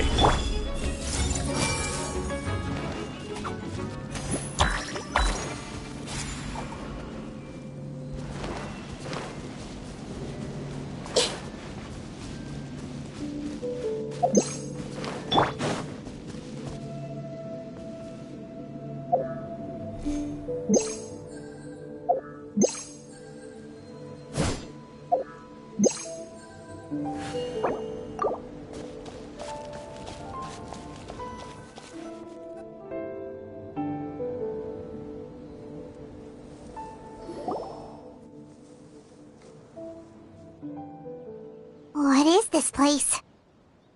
Somewhere long forgotten by everyone. It used to be a grand building. Now it's nothing more than a pile of rubble. No one comes here anymore, nor does anyone care about what once happened here. Although, this place does have something to do with the story I'm about to tell you. It was before I became a Harbinger, and before Linny and the others joined the House of the Hearth. Due to certain events, I first killed Clairvy and then her mother. And this is where it all happened. You were the one that killed Clairvy? Patience now. Allow me to explain Clairvy's side of the story first. I'll start from the beginning.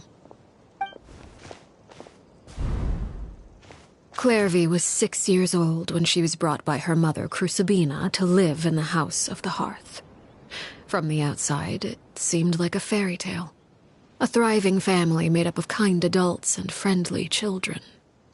Crucibina was the knave at that time, and the House of the Hearth was under her control. She was Clairvy's mother by blood, but she was also the mother to all the children in the house. Clairvy was happy here, for a time. But she quickly realized that being part of this family wasn't a fairy tale at all. It was a kind of purgatory. Purgatory? Exactly. The House of the Hearth takes in war orphans from all over Teyvat. But as for how to raise them, that depends entirely on the person in charge. Crucibina came up with a novel idea. She would teach the children to fight, force them to duel each other, and then crown as the king of the house the child who proved themselves most worthy of inheriting her title. It's difficult to estimate the number of children who died or were maimed in the process. There's little I can say about the ones who died. The ones that emerged with permanent injuries, on the other hand, well, they still served a purpose. They would be handed over to the doctor to be experimented on, or sent away on dangerous missions. Nothing more than tools to be used and then discarded. So those were the experiments Clairvy was talking about. But what actually happened to her? You said that Clairvy was Crucibina's daughter, so if Clairvy tried to convince her to stop what she was doing, Crucibina probably would have listened, right? Despite being Clairvy's mother, Crucibina cared little for her daughter. She forced Clairvy to join the House of the Hearth only as a means to demonstrate her own impartiality as a mother, to prove that she treated all her children equally. Clairvy did try to convince her mother to change her ways, but it was to no avail. After her efforts failed, the only other option was to rise up and try to fight back. Unfortunately, the other children had already been thoroughly indoctrinated into the illusion of happiness Crucibina had created. Of course, there was one exception. Someone Clairvy's age who knew the truth about the House of the Hearth. Her name was Peruere. Wait, the friend that Clairvy mentioned? Friend, huh? I suppose we can call her that for now. Clairvy was a cheerful and passionate person with a tenacious spirit.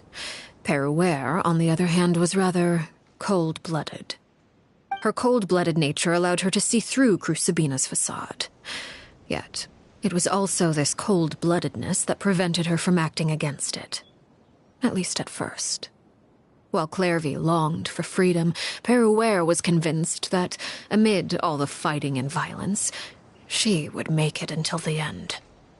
Despite their differences, the two became fast friends, united by their knowledge of the truth. Clairvy told Peruere that she hoped to create a real family, where no one would be killed or sacrificed. There may have been a certain naivete to her ideas, but Clairvy proved her determination many times over. She tried countless times to run away, ask for help, or expose the truth. But her efforts only earned her beating after beating. The only thing that kept her going was her strength of will. Even with her body racked with pain, she would still stand on her tiptoes and open the window at night. She and Peruere would look out at the moon together, a fierce longing for freedom shining in her eyes. But one day that light simply vanished. Oh no. What happened?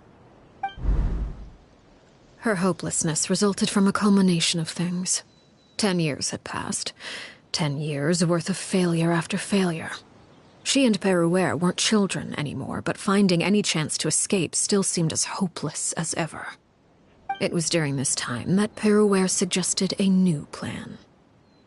If escaping was out of the question, why not take down the very person sitting on top of this throne of lies? Mother herself. Clairvy rejected that proposal. She claimed that, as a famous harbinger, Crucibina possessed an unimaginable amount of power. Trying to kill her would have an incredibly low chance of success. Clairvy never gave another reason, but Peruere could see it written all over her face. Clairvy still thought of Crucibina as her mother. Killing her own flesh and blood was a line she couldn't bring herself to cross. If she couldn't escape and fight back, then only one option remained. Precisely. Death was the only way that she felt she could be free. It happened during a duel. When she arrived at the dueling ring that day, her partner turned out to be none other than Peruere, the very person that had stood by her side all those years. It was a fierce battle, but ultimately, Clairvy decided to let Peruere end her life. From that moment on, Peruere's journey was one written in flames.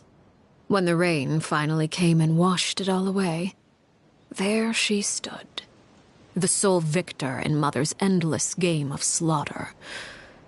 A trail of corpses strewn across her path to success. It was the very result she had predicted 10 years prior. Even then, she believed she would make it until the end. She wasn't surprised by the fact that she emerged as Mother's undisputed heir. Rather, her success left her with an inexplicable sense of restlessness. She was unsettled, and there was only one thing that could quell that sensation. Perhaps you two would like to take a guess as to what it was? Crucibina, you mean? But... Correct. This is the place where Peruere killed her best friend. A mere year later, this is also the place where she fought tooth and nail to kill the mother they shared. The moment she acted, any conception of what was right or wrong ceased to matter. It's one of the principles of the house. Only those who survive get to write the rules. Peruere won the battle, and became a harbinger herself. After which Her Majesty, the Tsaritsa, bestowed upon her a new name. Arlecchino. So the Perry Clairvy was talking about... It was you all along. You're Peruere. Arlecchino is just a name you got later. I left that name behind long ago. I must say, hearing it now does bring back memories. After I defeated Crucibina, the moniker of Mother died with her. I chose to forego the title she called herself, and even chose to give up my own name. I rebuilt the House of the Hearth under a new identity. Not only as Arlecchino, but as father. And that is where the story ends. Any more questions? Yeah. Based on what you just told us, Clairvy wasn't a little kid when she was killed. So the Clairvy we met... Was she really a spirit at all? I suppose you could call her an illusion born of flame. Her existence is like ashes to a fire. Something left over in the wake of blaze and ruin. You see, a certain power runs through my veins. It's not unlike a curse. My flames leave behind shadows of anything they consume. Of course, the chances of those shadows morphing into a sentient entity are exceedingly slim. Clairvy is a very special case. Clairvy died when she was 16 years old, but what emerged from the flames was her 6-year-old self. Her appearance wasn't the only thing affected. Most of her memories were lost to the blaze as well. Memory is a mysterious thing indeed. Losing a portion of your memories will alter your sense of self. Lose 10 years' worth, however, and it would be like living in the past. Like returning to a version of yourself that never grew up. No wonder Paimon got such a weird feeling when we were talking to her. Perhaps I should put it this way. Clairvy is someone trapped in time. It may seem like she exists with us in the present, but she truly lives in the confines of her own past. So if all of that is true, then you must have known about Clairvy for a long time. Indeed. She's a rather volatile and unstable entity. Sometimes she would look after the children. She's even saved some of their lives. But other times, she would hide from me. and become obsessed with revealing the truth about the house to anyone who will listen. Shadows don't have the capacity to learn or grow. Any new information they encounter is quickly forgotten over time.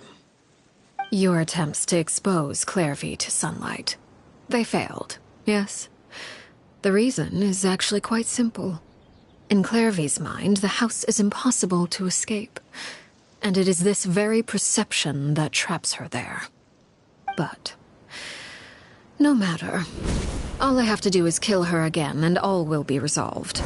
I don't anticipate so much as a single speck of ash will be left behind this time. Wait! Paimon can understand why you might want her gone, but isn't there another way? So what if she's trapped in her 6-year-old self? She's still your friend! At least talk to her first! It's too late for that. She broke the rules, and now she must be punished. That goes for Filial and Nantoy as well. She's had quite the effect on them. I hope you understand. The difference between Crucibina and myself lies in our formulation of the rules, not our policy for enforcing them. Upholding the rules without question is a trait we both share, because that is how a household should be run. Is this really what you want to do? Whatever could you mean? Don't you want to say a proper goodbye at least?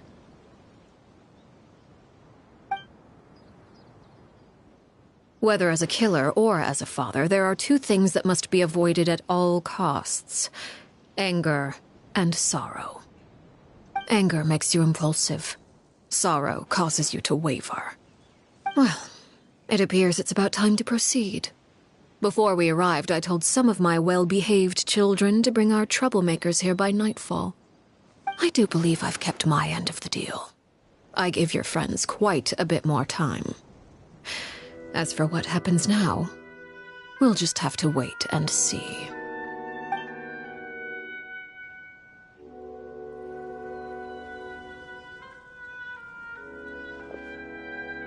Here they are, Father.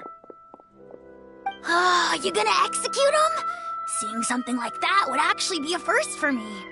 Lenny! I'm sorry. I heard about how you helped buy us more time. But I still failed. I couldn't find a way to fulfill her wish. Huh? Are you... Perry? Indeed, it's been a while, Clairvy. Perry! Shh, stay right there. I'm sorry to postpone our reunion, but first I believe certain scores need settling.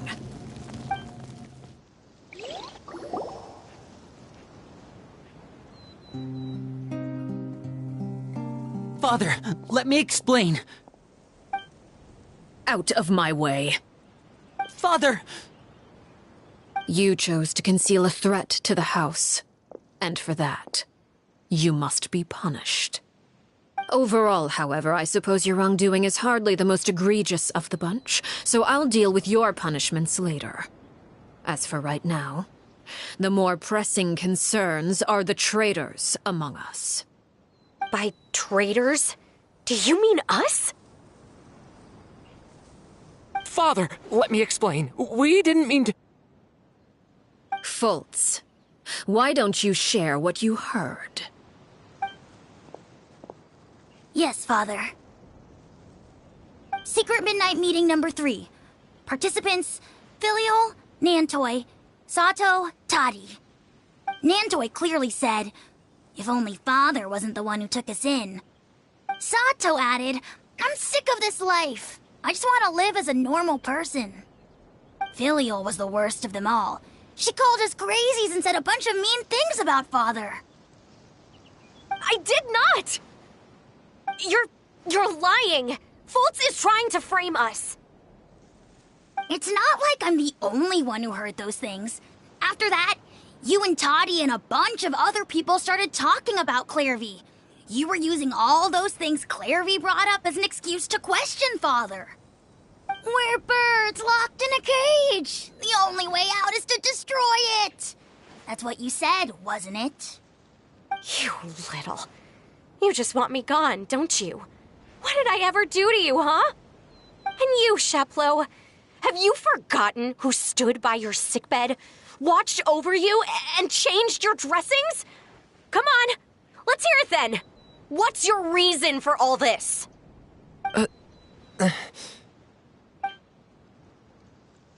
You're wrong, Filial. We don't want you to die. You're our family. Liar. You wouldn't be doing this if that were the case. So why? Why have you backed us into a corner? We all live in the House of the Hearth. You know the type of work we do, Filial. A single betrayal can cost dozens of us our lives. It's not like it's never happened before. That kind of thing is hard to forget. That's why the House of the Hearth cannot tolerate any form of betrayal. Ever since we came to Poisson, you've had 7 secret meetings. A lot of the things you talked about really crossed the line. You've been spying on us for half a month? Wait a second. Now that I think about it, the move to Poisson was just a way to make it easier to spy on us, wasn't it? Because we were all in one place. You've had this planned all along. Filial, Nantoy, I'm sorry. I owe you both my life. I owe Clairvy too. If it weren't for all your help after I got poisoned, I wouldn't be standing here today. If this were any other situation, I would do anything to repay that kindness, even if it cost me my life. But rules are rules. I'm sorry. My hands are tied. Why? Why? That's enough, Filial. We made a mistake, and we should own up to it. We broke the rules, plain and simple. And now we have to face the consequences. I'm sorry, Chapleau. Foltz. I'm sorry, Father. We accept our punishment. Chapleau, according to the rules of the House of the Hearth, how should these traitors be punished? All those who betray the house pay with their lives.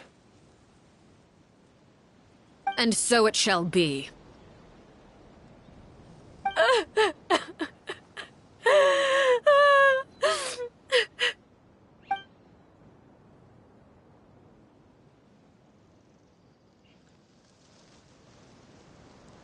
Father, please wait! Something you want to say, Linny? Please reconsider, Father. What Filial and the others did, does it really count as betrayal? We all come from broken families. From the very first day we joined the House of the Hearth, we wanted nothing more than to make it a real home. But the truth is, none of us know what a real home should look like. I'm not saying I have all the answers. All I know is this. Killing Filial and the others may uphold the rules, but doing so will only bring us further away from being a real family than we've ever been. So please, Father, please reconsider. I agree with Linny. Father, please. Linny, you...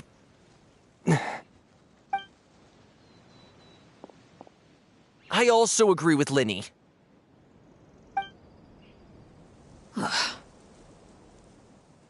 An order once given cannot be rescinded.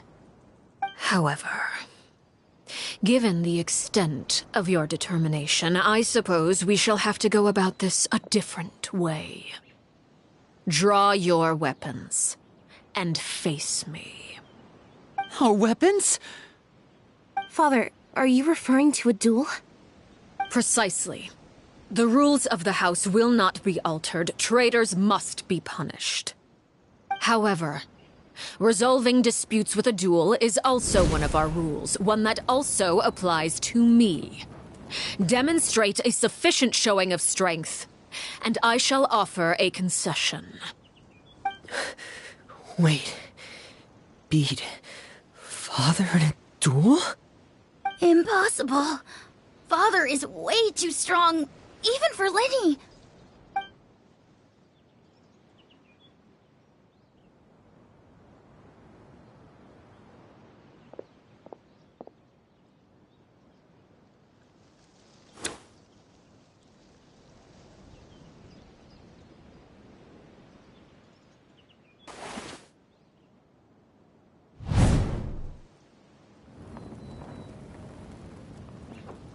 Did you hear that, Traveler?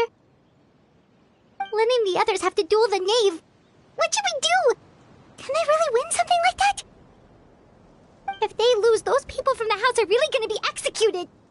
Hey, are you listening?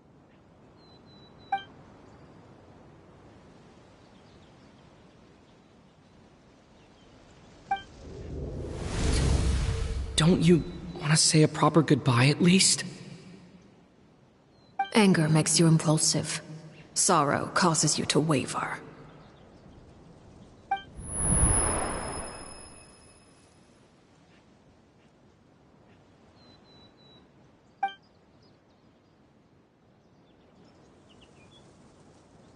Oh.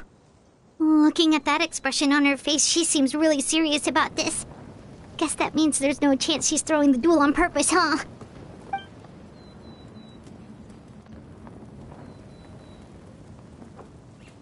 When guests are around, families are often on their best behavior. And any disputes are less likely to escalate. When the time comes, make the choice that you deem most appropriate in the situation, and lend your help to the House of the Hearth. What's wrong, Traveler? Hey, where are you going? Traveler? You're asking to join the duel against the knave? I'll allow it. We do have a ready-made dueling ring at our disposal, after all. All I would advise is this. Keep a firm grasp on your weapon, and give it your all. Any less, and you may just lose your life.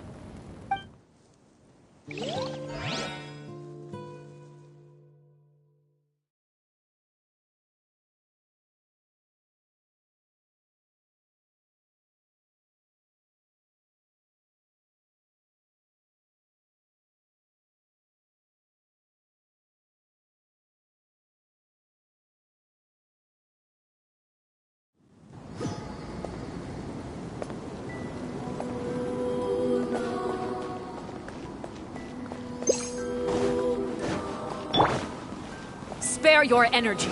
Running is of little use. With these rising flames, now's our chance!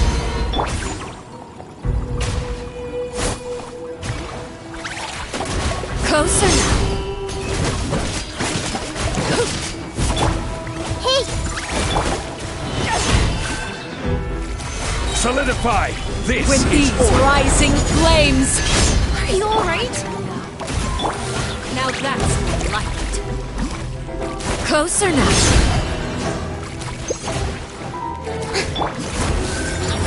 Spare your energy. Share my knowledge. Running is of little use. Stabilize!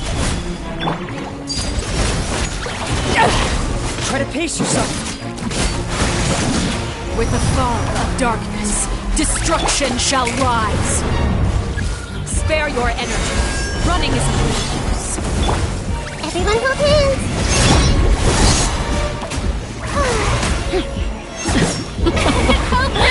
Look at Watch out for Father's movements! it's like a bunch of helpless ants. Spare your energy.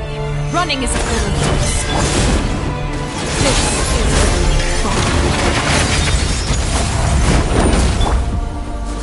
Is it my turn now? I see everything! Are you alright? Like a fly tangled in a web. Solidify! Spare your energy. Running is of little use. With these rising flames, May I present? Let the world come alive! Orders guide you. Try to pace yourself. laid bare. Is it my My turn now.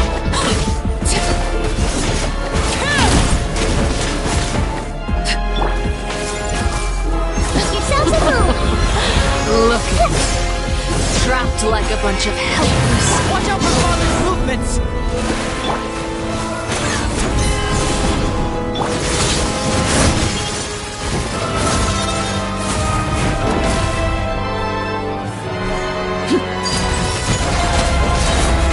Everlasting as the moon. Father's even stronger than I expected. Not bad. On an after. Stabilize! Not bad. You've proven to be a worthy opponent after all. Spare your energy. Running is of little use. Get in gear!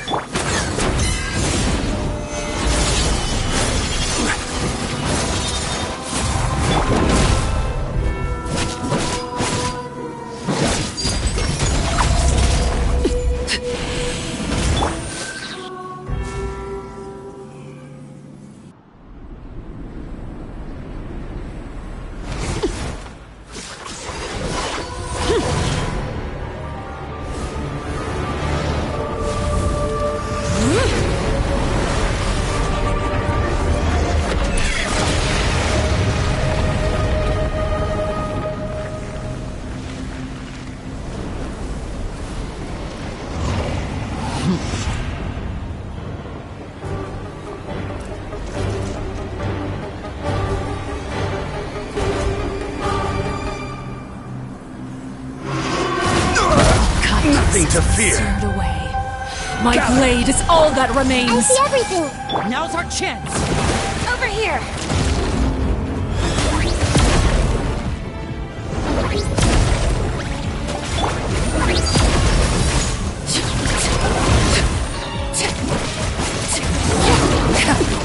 I will have order! Stabilize! Watch out for Father's movements! Look out! Transfixed.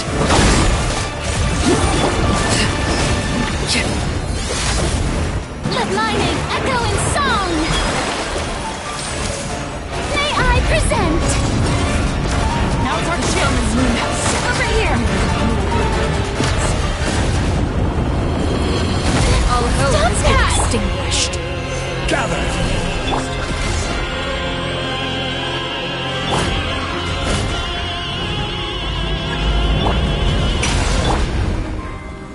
Watch out for Father's movements! Your Shout! made manifest. Hearing my knowledge. Stabilize! The show begins.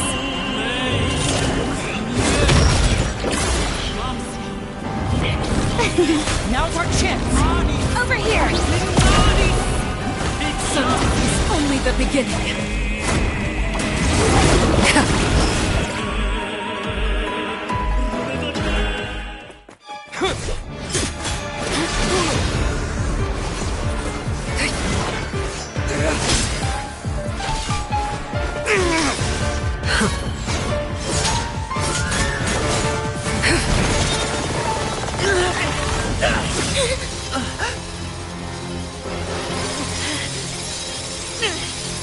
You should know better than to crowd in one place.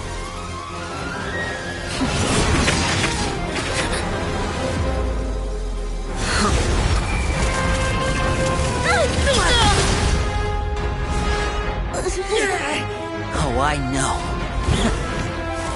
No! I'm sorry, Father!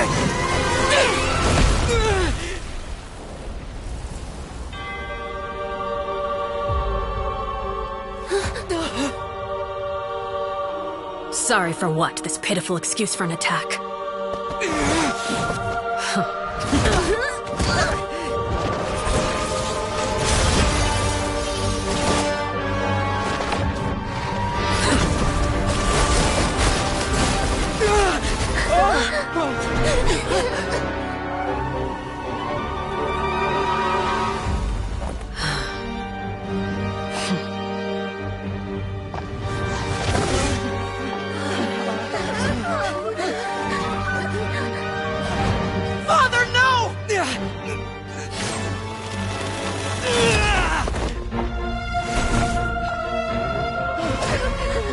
Made it out, did you? You're stronger than I expected.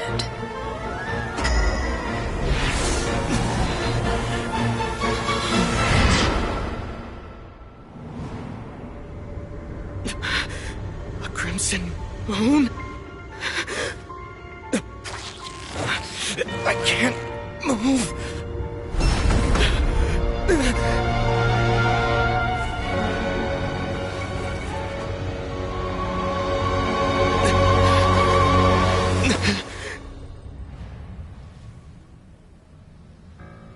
Still, not strong enough to beat me.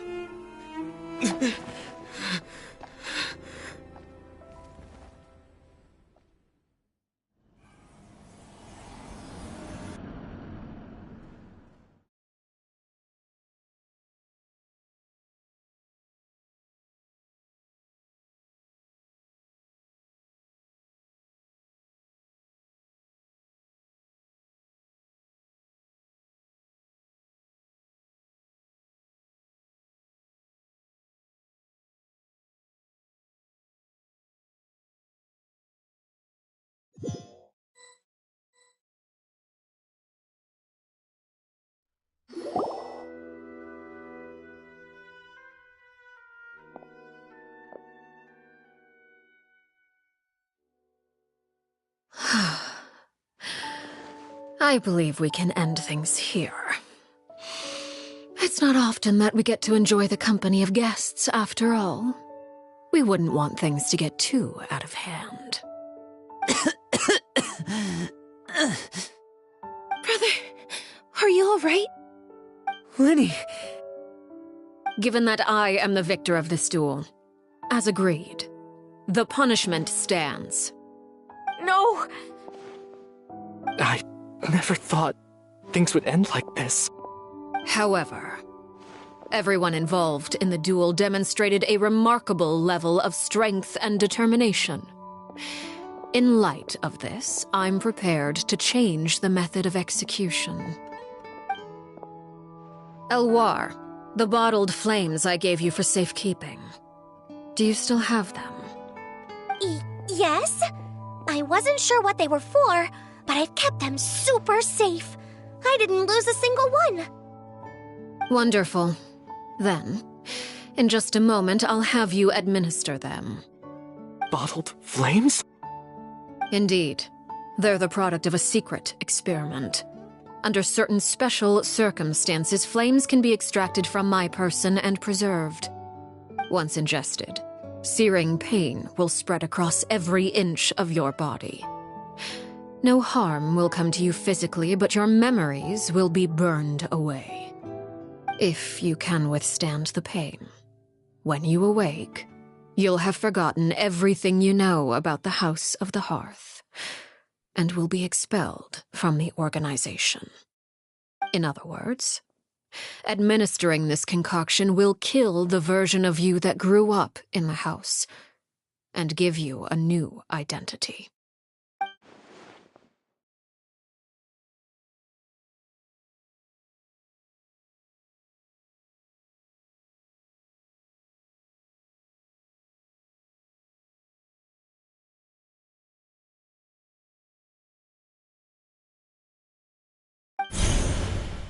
Memory is a mysterious thing indeed. Losing a portion of your memories will alter your sense of self.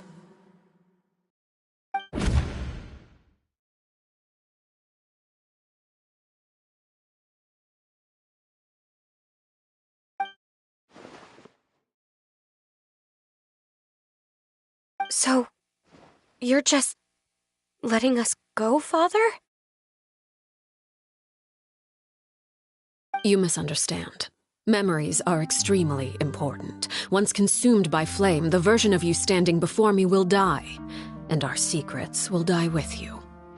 So no, I don't intend to just let you go, because the person who survives will be nothing but a stranger. Even so, I won't have to live in fear anymore. I'm sorry, Father. I'm sorry I let you down. But I Don't cry, Filial. You haven't left the house yet, so there are still rules to be followed, yes? Remember what I taught you. Anger makes you impulsive, sorrow causes you to waver. Don't let yourself be controlled by your emotions. Of course. I'll remember. Dry your tears, and go pursue the life you really want. Yes, Father. Chaplot, Fultz, Elwar. Take them back to Poisson. And bring Lenny and the others as well. I prepared 3 extra vials of bottled flames. As for whether to take them, the choice is yours. Goodbye, children. The next time we meet, I will no longer be your father. Thank you for all you've done for the house. I hope you have bright futures ahead of you.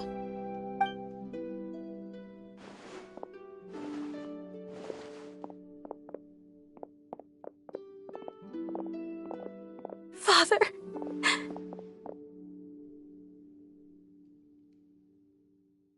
Let's go.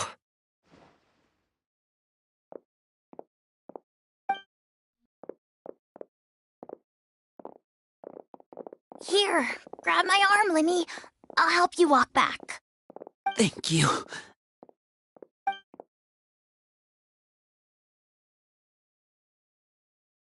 Clairvy.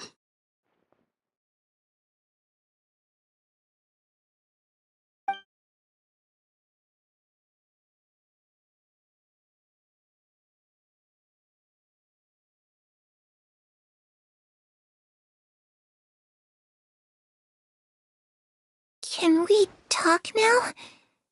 I've been waiting for a super long time. You really are Perry, aren't you?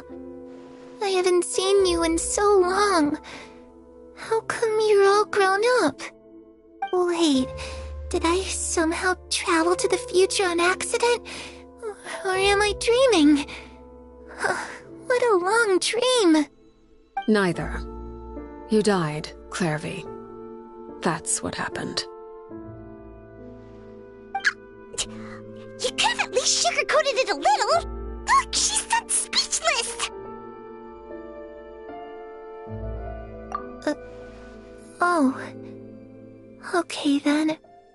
Huh? That's it? You accepted it just like that? Yep.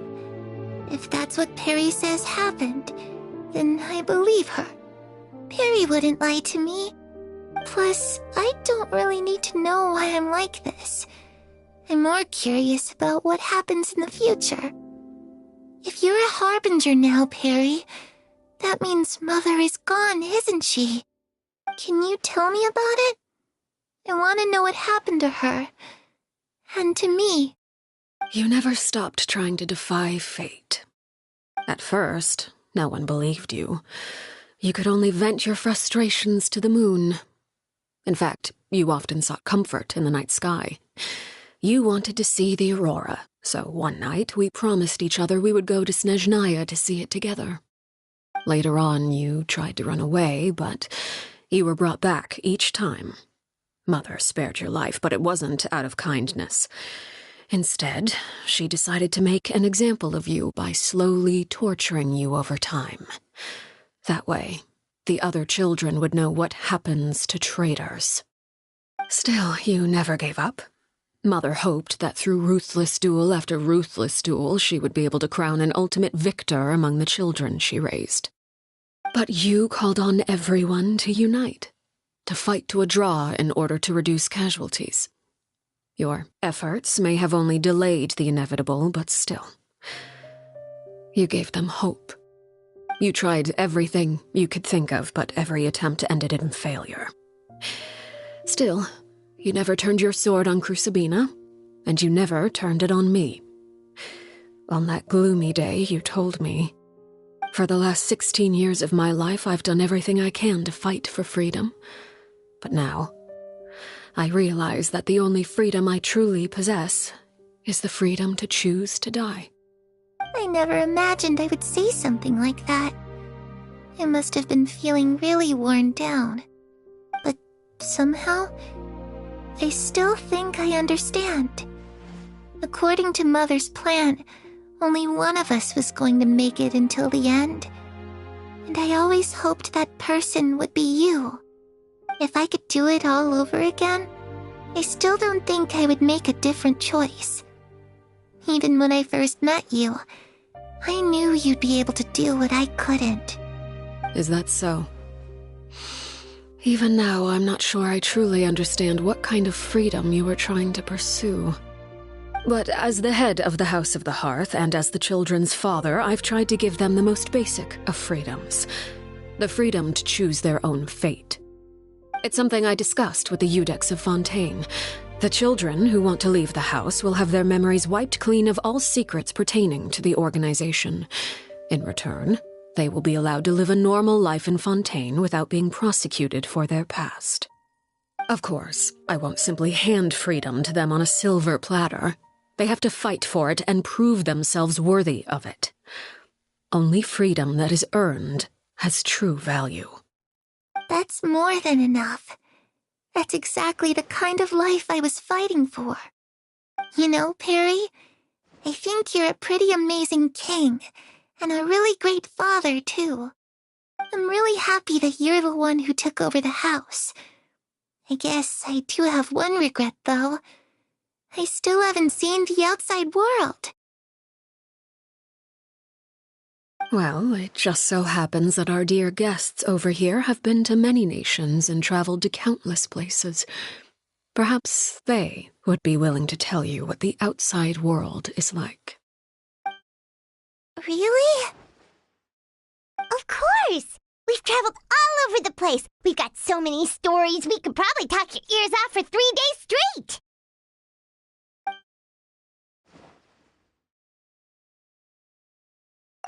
You know, I used to dream of being a bard. Playing the lute while singing into the winds of freedom. Even if there was no one there to listen, I would have continued to sing no matter what. Ah, that's where Mora comes from. I never knew that before. If I had some Mora, I would buy 3 new dresses. One for me, one for Perry, and one for Mother. It's just too bad Perry doesn't like wearing dresses. And Mother, well, she probably wouldn't accept something like that either. I guess I'd just have to keep them all for me then. I could wear a different one every day.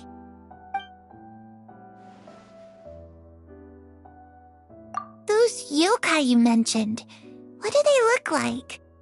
I once saw a drawing of this one guy with horns on his head and a super scary face. Are there any yokai like that?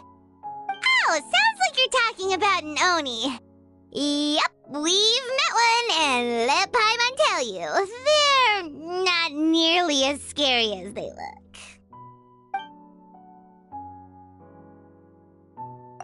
I was always too afraid to skip Mother's fighting lessons. But at the academia, I bet you could do all sorts of secret things in class. Things that have nothing to do with studying. I'm just kidding. Being able to study whatever you want without having to fear for your life actually sounds pretty great.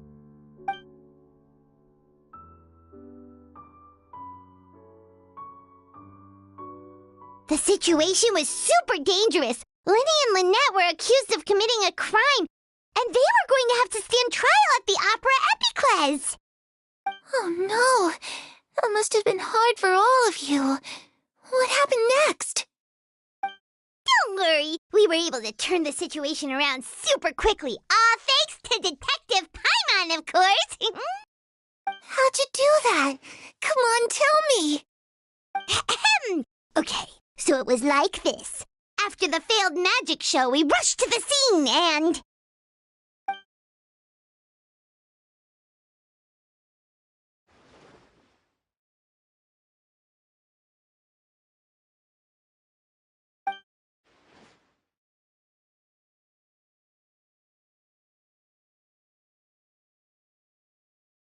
Shadows don't have the capacity to learn or grow. Any new information they encounter is quickly forgotten over time.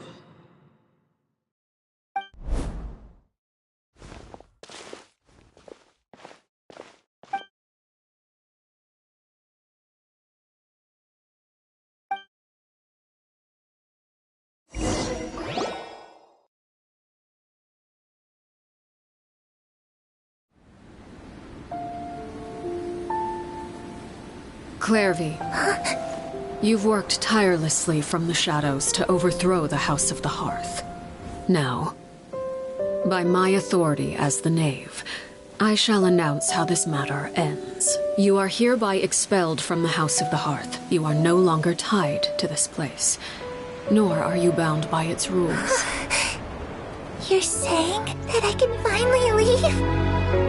I get to experience the outside world as well?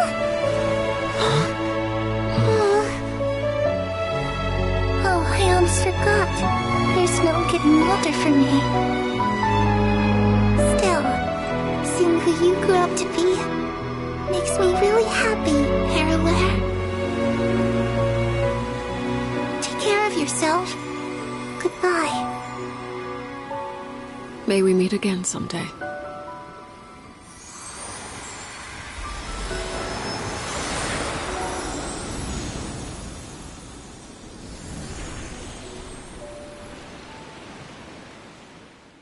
Clairvy. She left so soon. Paimon didn't even get to finish her story. I also have certain sentiments left unsaid. I wanted to tell her that the aurora I saw in Snezhnaya was just as beautiful as the ones in the pictures.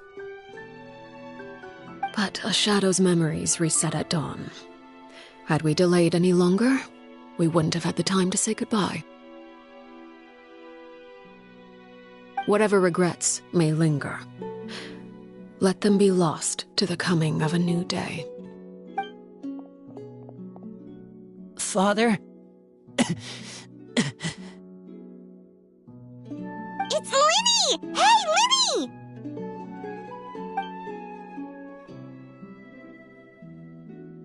What is he doing back here? Let's go check it out.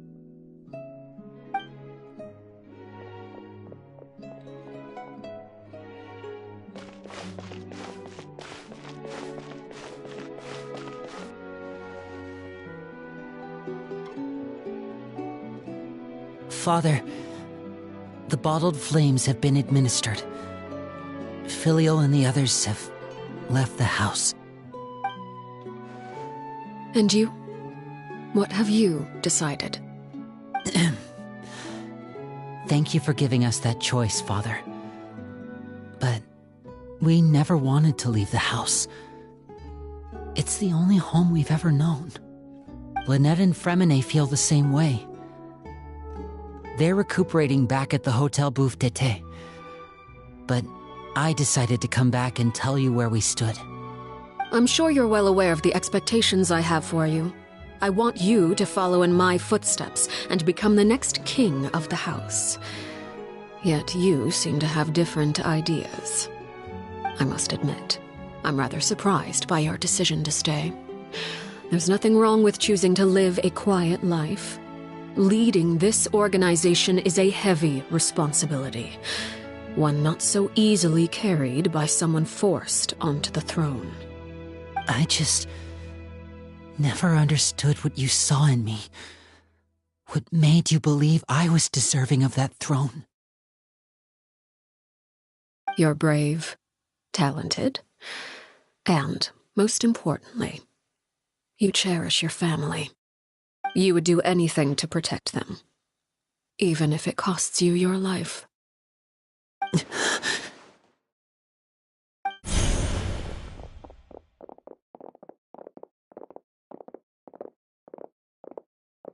Speaking up back there was so brave of you, Linny. It's all thanks to you that we were able to convince Father to back down.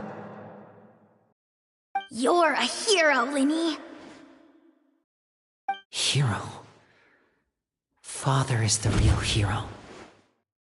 Had Father gone all out during the duel, there's no way I would have walked away with my life.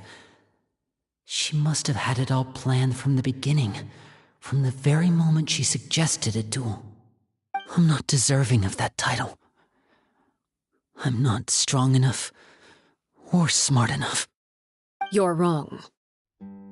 In my opinion, all you need to be deserving of the throne is conviction and the necessary strength to act on it.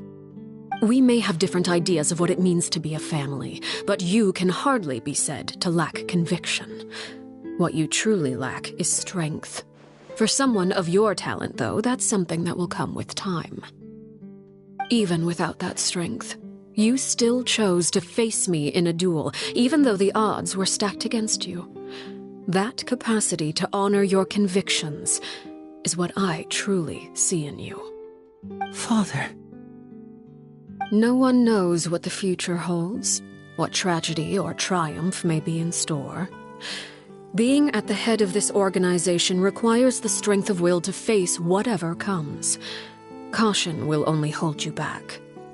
If reaching a certain standard were required to go after what you want, I would never have succeeded in killing my predecessor. Back then, there was still a considerable gap between our abilities. Strength may decide the ultimate victor, but those who let a lack of strength dictate their decisions or undermine their convictions will never be worthy of the throne. I understand, Father. Thank you. Children must grow up to surpass their parents. Only then can a family continue to flourish. The road ahead is not an easy one, so I'll ask you one last time. Are you certain you want to stay? You've done so much for me, Father, and that kindness must be repaid. Plus, with Project Stuja at hand, there are many dangers ahead, and I, for one, don't intend to back down. Protecting my family at all costs. That's my conviction. Then you're welcome to stay. As for Project Stuja, you need not be too concerned. If those cowardly businessmen and heartless dignitaries try to take us down, I'm prepared to teach them a lesson. Having members who longed for the light was our organization's last weakness. With those members no longer among our ranks, the House of the Hearth is like a spider hiding in the shadows. We need only wait for our prey to come to us. At present, our imperative is to use their plan to our advantage. In doing so, a crimson moon shall rise amid the frigid blizzards of winter. No demonstration of loyalty shall go unrewarded, and no sacrifice shall be in vain. As for the two of you, whether we meet again as friend or foe, I'll remember the camaraderie we shared in this moment. No matter how arduous the journey ahead, I hope we both reach our desired destination.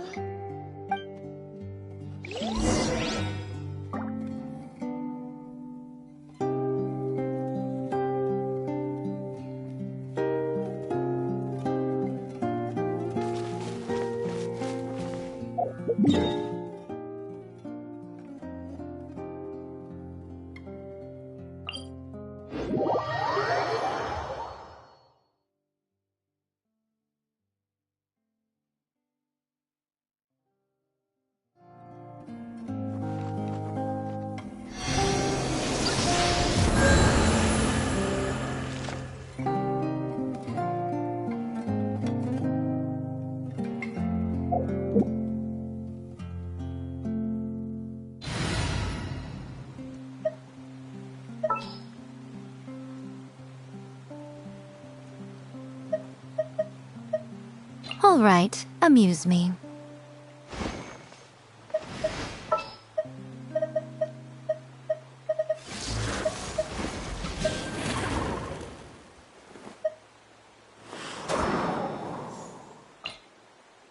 We may leave at any time.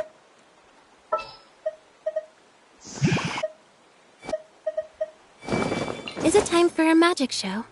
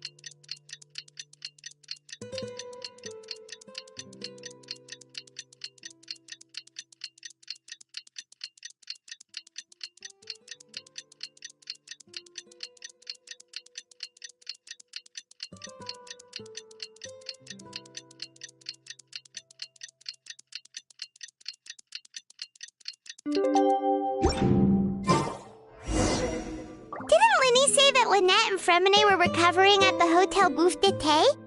Oh, Paimon wonders how they're doing. Maybe we should go check on them.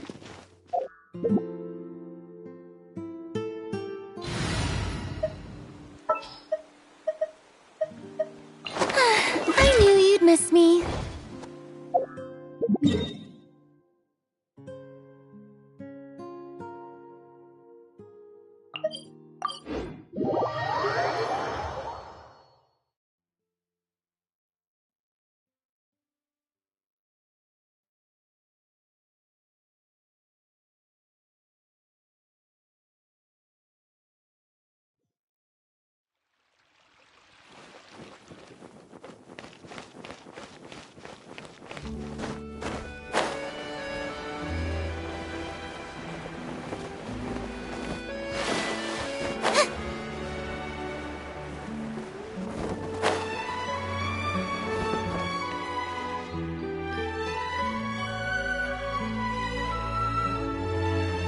Lynette? Fremine? How are you feeling? Much better. Whew, what a relief! What about you? Are you feeling alright? I knew you'd come out unscathed. Us, on the other hand, well, we've been bedridden for 2 days. I couldn't even turn over. Oh, and I wanted to ask, is Clairvy gone? Linny and the other members have left Poisson and returned to the House of the Hearth. According to him, there haven't been any more sightings of a spirit roaming the house. I see. I'm glad. Father came to check up on us 2 days ago and told us about what happened with Crucibina and Clairvy. Actually, I've met Crucibina before.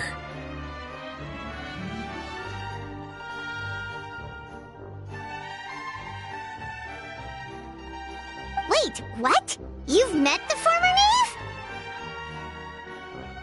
Crucibina died a year after Clairvy. It was during the year between their deaths that I joined the House of the Hearth.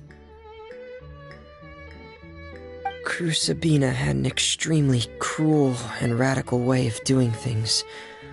While she was alive, the atmosphere in the house was suffocating. When I joined, though, the experiment she valued so much had already come to an end, and all the people involved, dead and injured alike, were gone. Crucibina never talked about the past with us newcomers. A couple of months after I joined, Father killed Crucibina and burned all her files. With that, the names of all the people subjected to her experiments, Clairvy included, were lost to the flames, along with the painful memories they represented. Father took in Lenny and me a couple months after that, but she never mentioned anything about Crucibina or Clairvy. It really seems like something she was planning to keep to herself. The last time you talked to her, did she mention why she kept it a secret for so long? She said she didn't want us to be affected by the darkness of the past. She was worried we'd develop a false sense of gratitude towards her if we knew about it. The foundation of a family should be free of any corrupting influence. Whatever happened in the past, it has nothing to do with who we are now. And that's what Father told us in the end. But I still thanked her for everything. It was only after hearing about what Crucibina did that I finally realized how insignificant our lives could have been. The members of the house meant nothing to her. To say that she valued them in any way, even just as a tool, would probably be giving her too much credit. If Father hadn't taken over the House of the Hearth, I probably would have already... Father rarely brings up the fact that she saved us. She doesn't believe that being indebted to her should be what ties us together. But even if we didn't owe her anything, we would still choose to stay. Because this is our home. We may have arguments or times when we feel wronged. Some people may even choose to leave. But as long as Father is here, we will always have a home. Whether the path before us is bathed in sunlight or shrouded in shadow, we'll follow Father wherever she chooses to go. So I wanted to say thank you for helping us make it through this crisis. Without your help, we could have lost a lot more along the way. Oh, we didn't do anything, really. Of course. You're welcome anytime. Are Filial and Nantoy okay? I actually saw them at a cafe this morning. They didn't recognize me. From what I could tell, they were drinking coffee and talking about one of the operas that started running recently. They seemed happy. If I had to take a guess, I would say they finally found the kind of life they always wished for.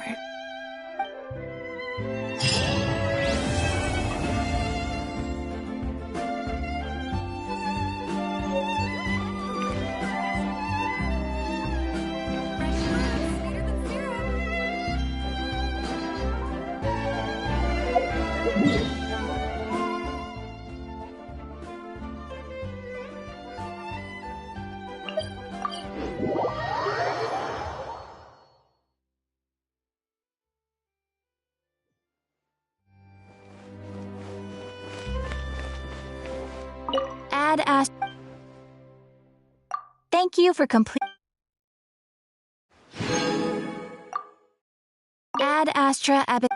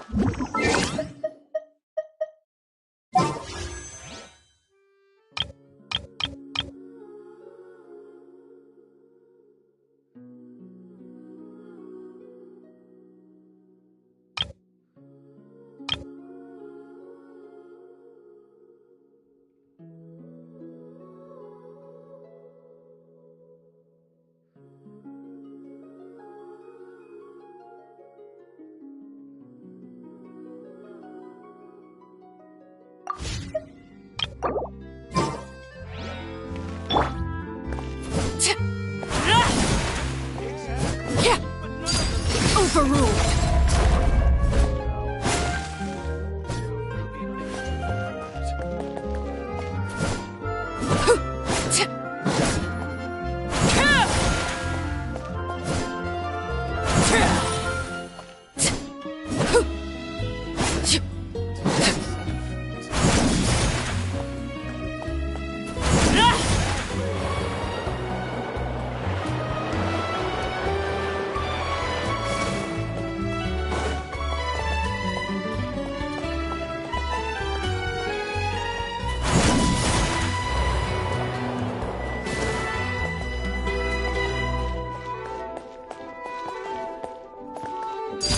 Transfixed!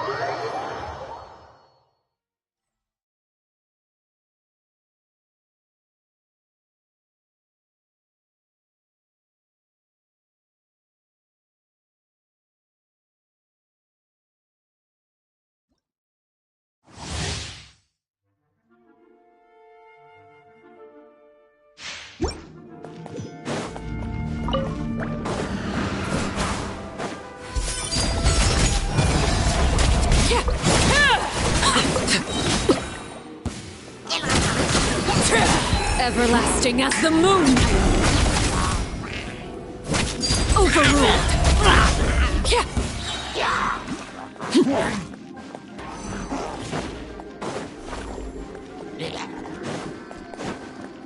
Witness my rise! Transfixed! Rain outlines your fate. Rain Cutter. Swirl, Mark 2.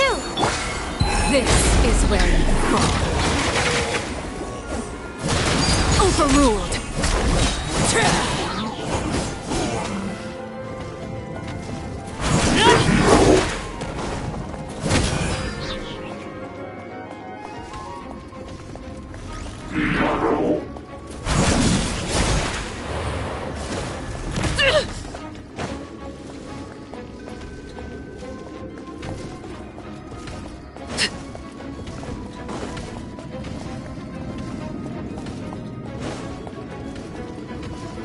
Everlasting as the moon! Laid bare!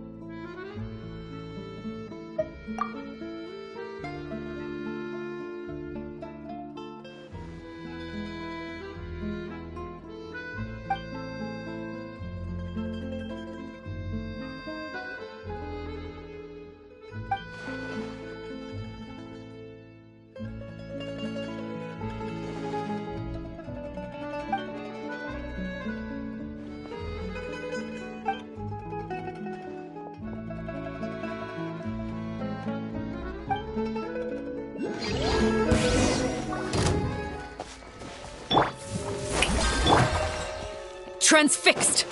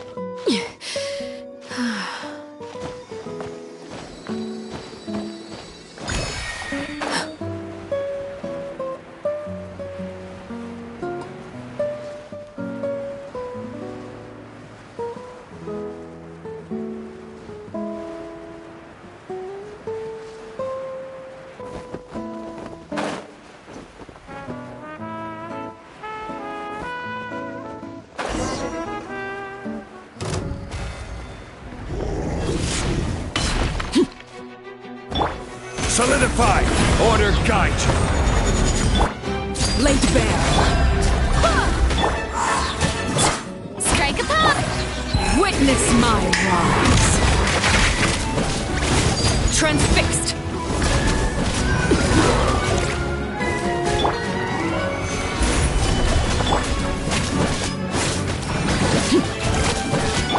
Full as blood!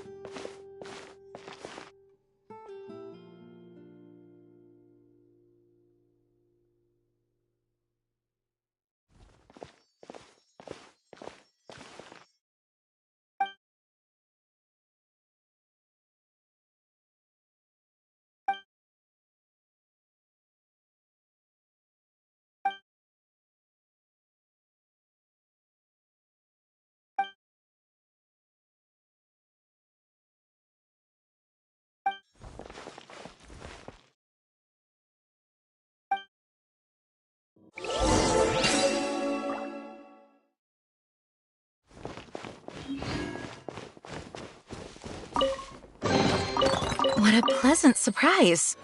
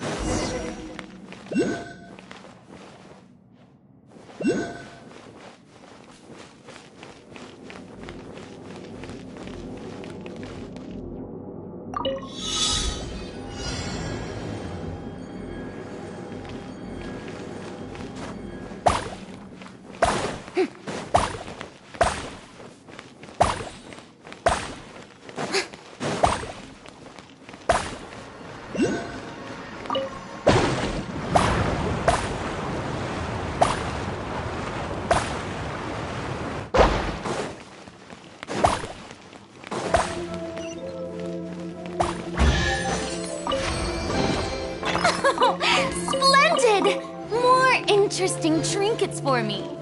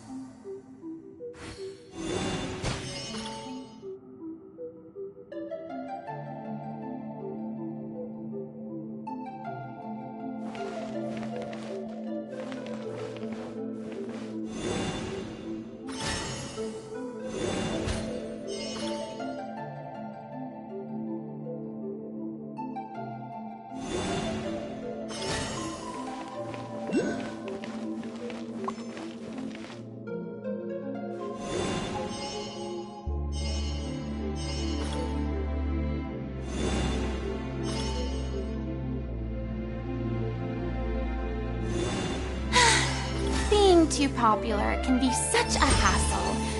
Who knew the people would adore me so much? Splendid! More interesting trinkets for me.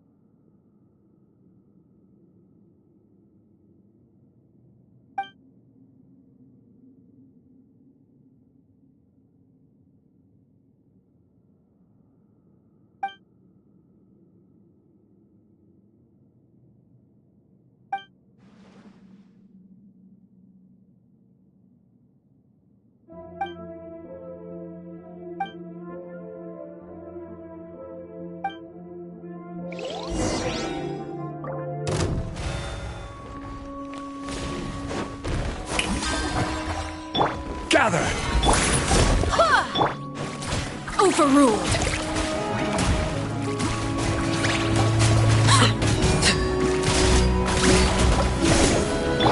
This is order. Solidify! Let the world collide! This is where you fall.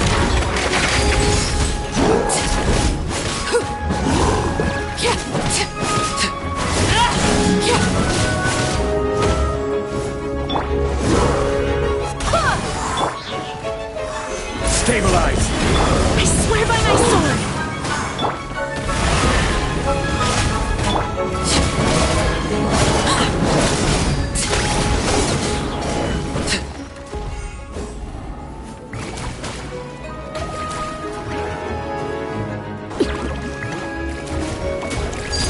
Laid bare.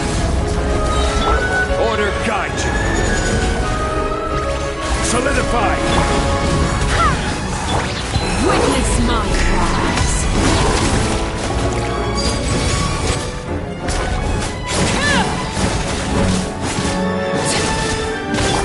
Shower me with praise! Let my name echo in song!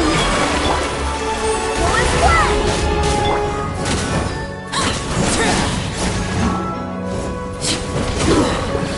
Pitiful.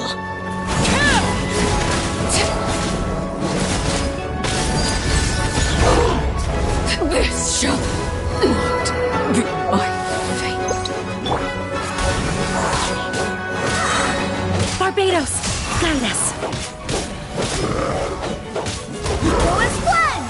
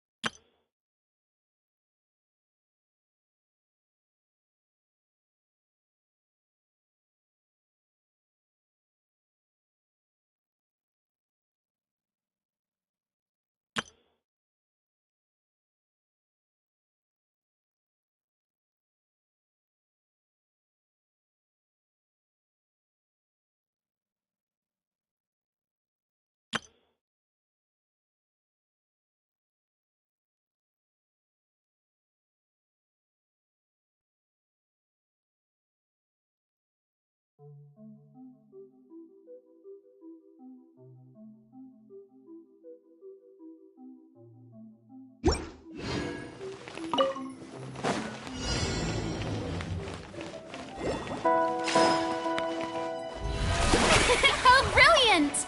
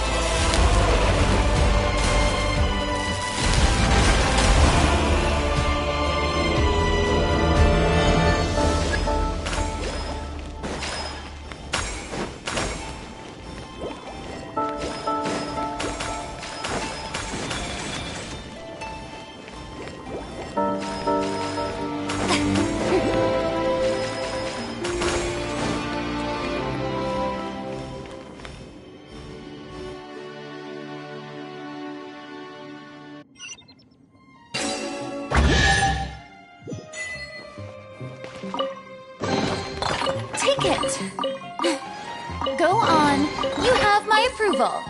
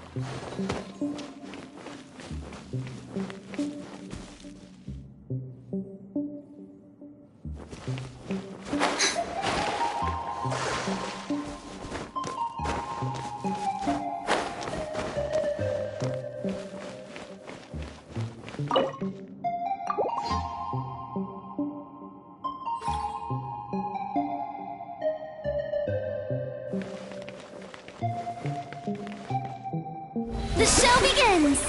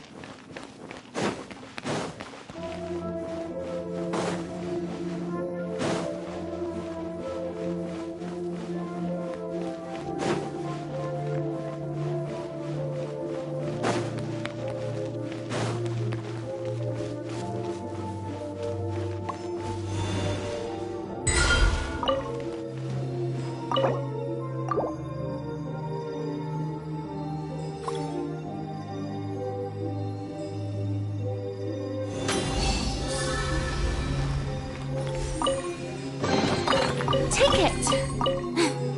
Go on. You have my approval.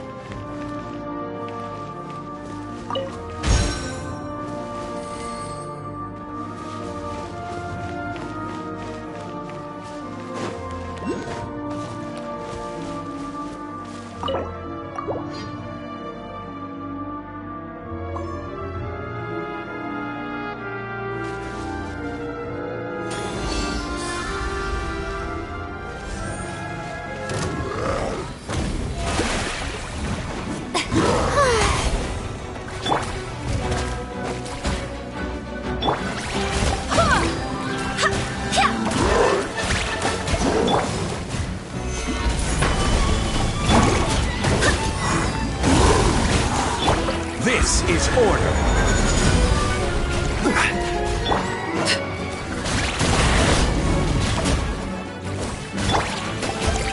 Gather! Go as planned!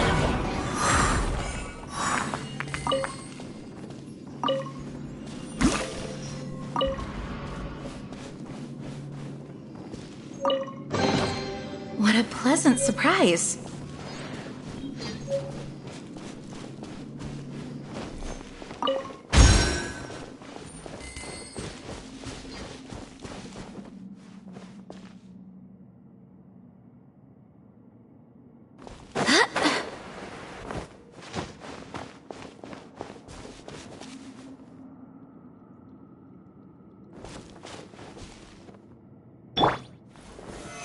solidify!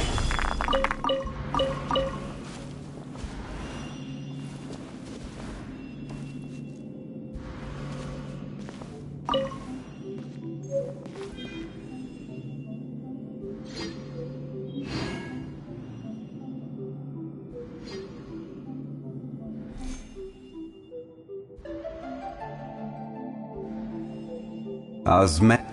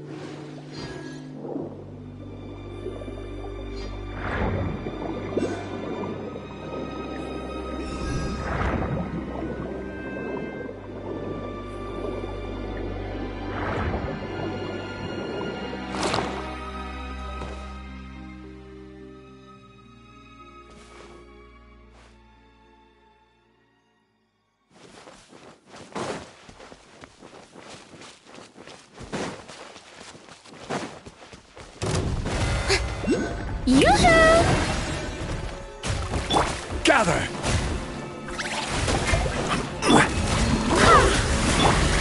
Transfixed! This is where we fall. Equal is blood! I swear by my sword!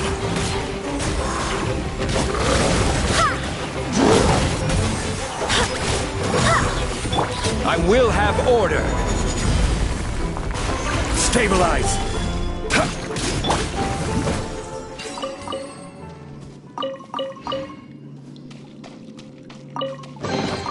Ah, something with which to commemorate this occasion.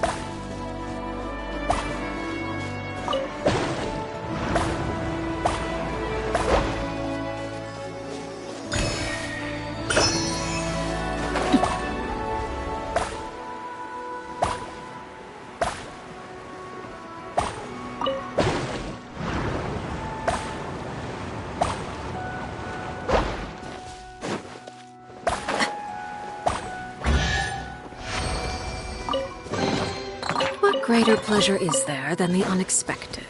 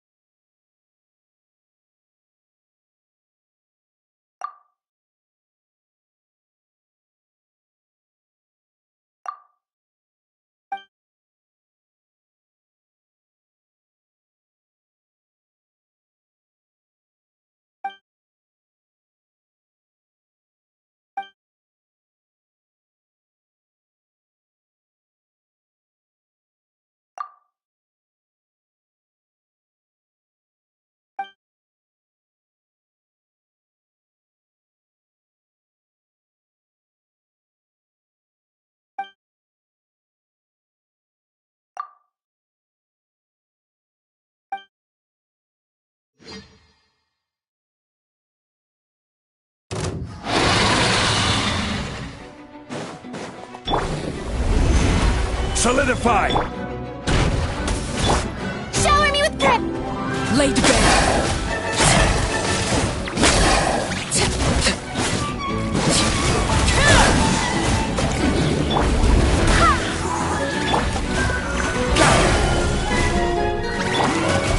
Witness my rise!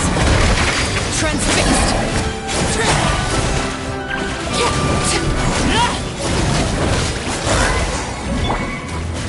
Stabilize! This is order! Go as one! Yoo-hoo! Time to shine!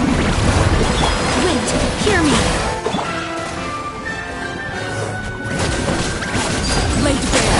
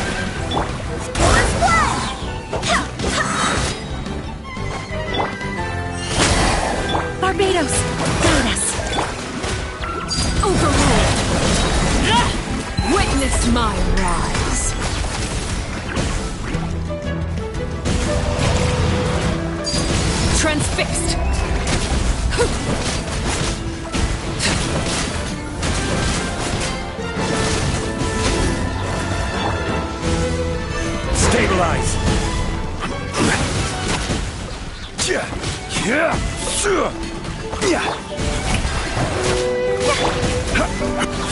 This is order! Laid bare. This is where it's fought. Solidify!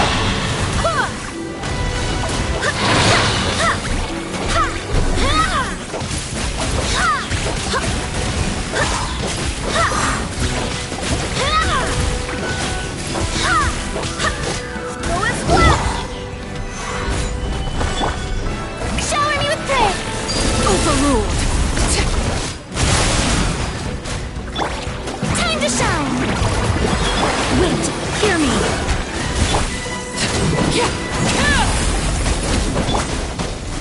Stabilize!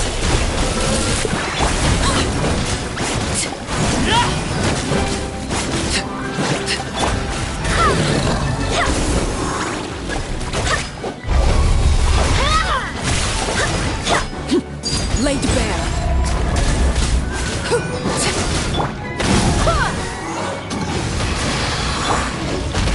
Gather!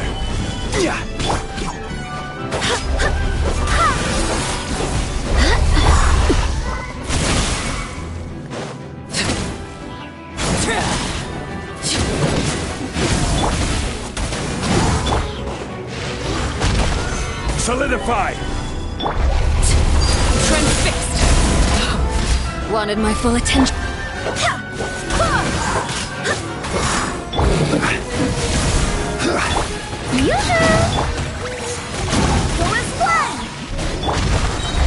Stabilize! Order guide you!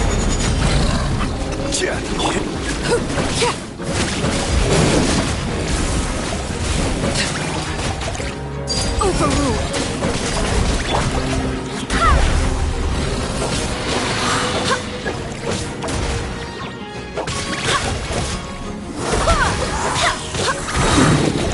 I swear by my sword.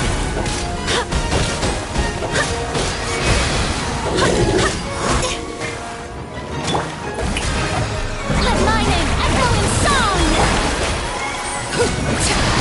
Laid bare.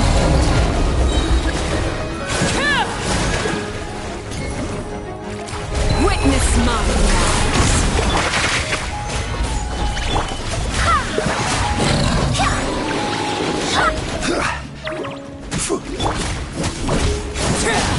Transfixed.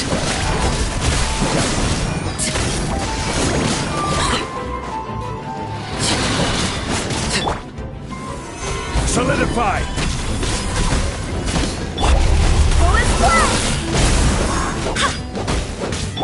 Shower me with praise! Overruled.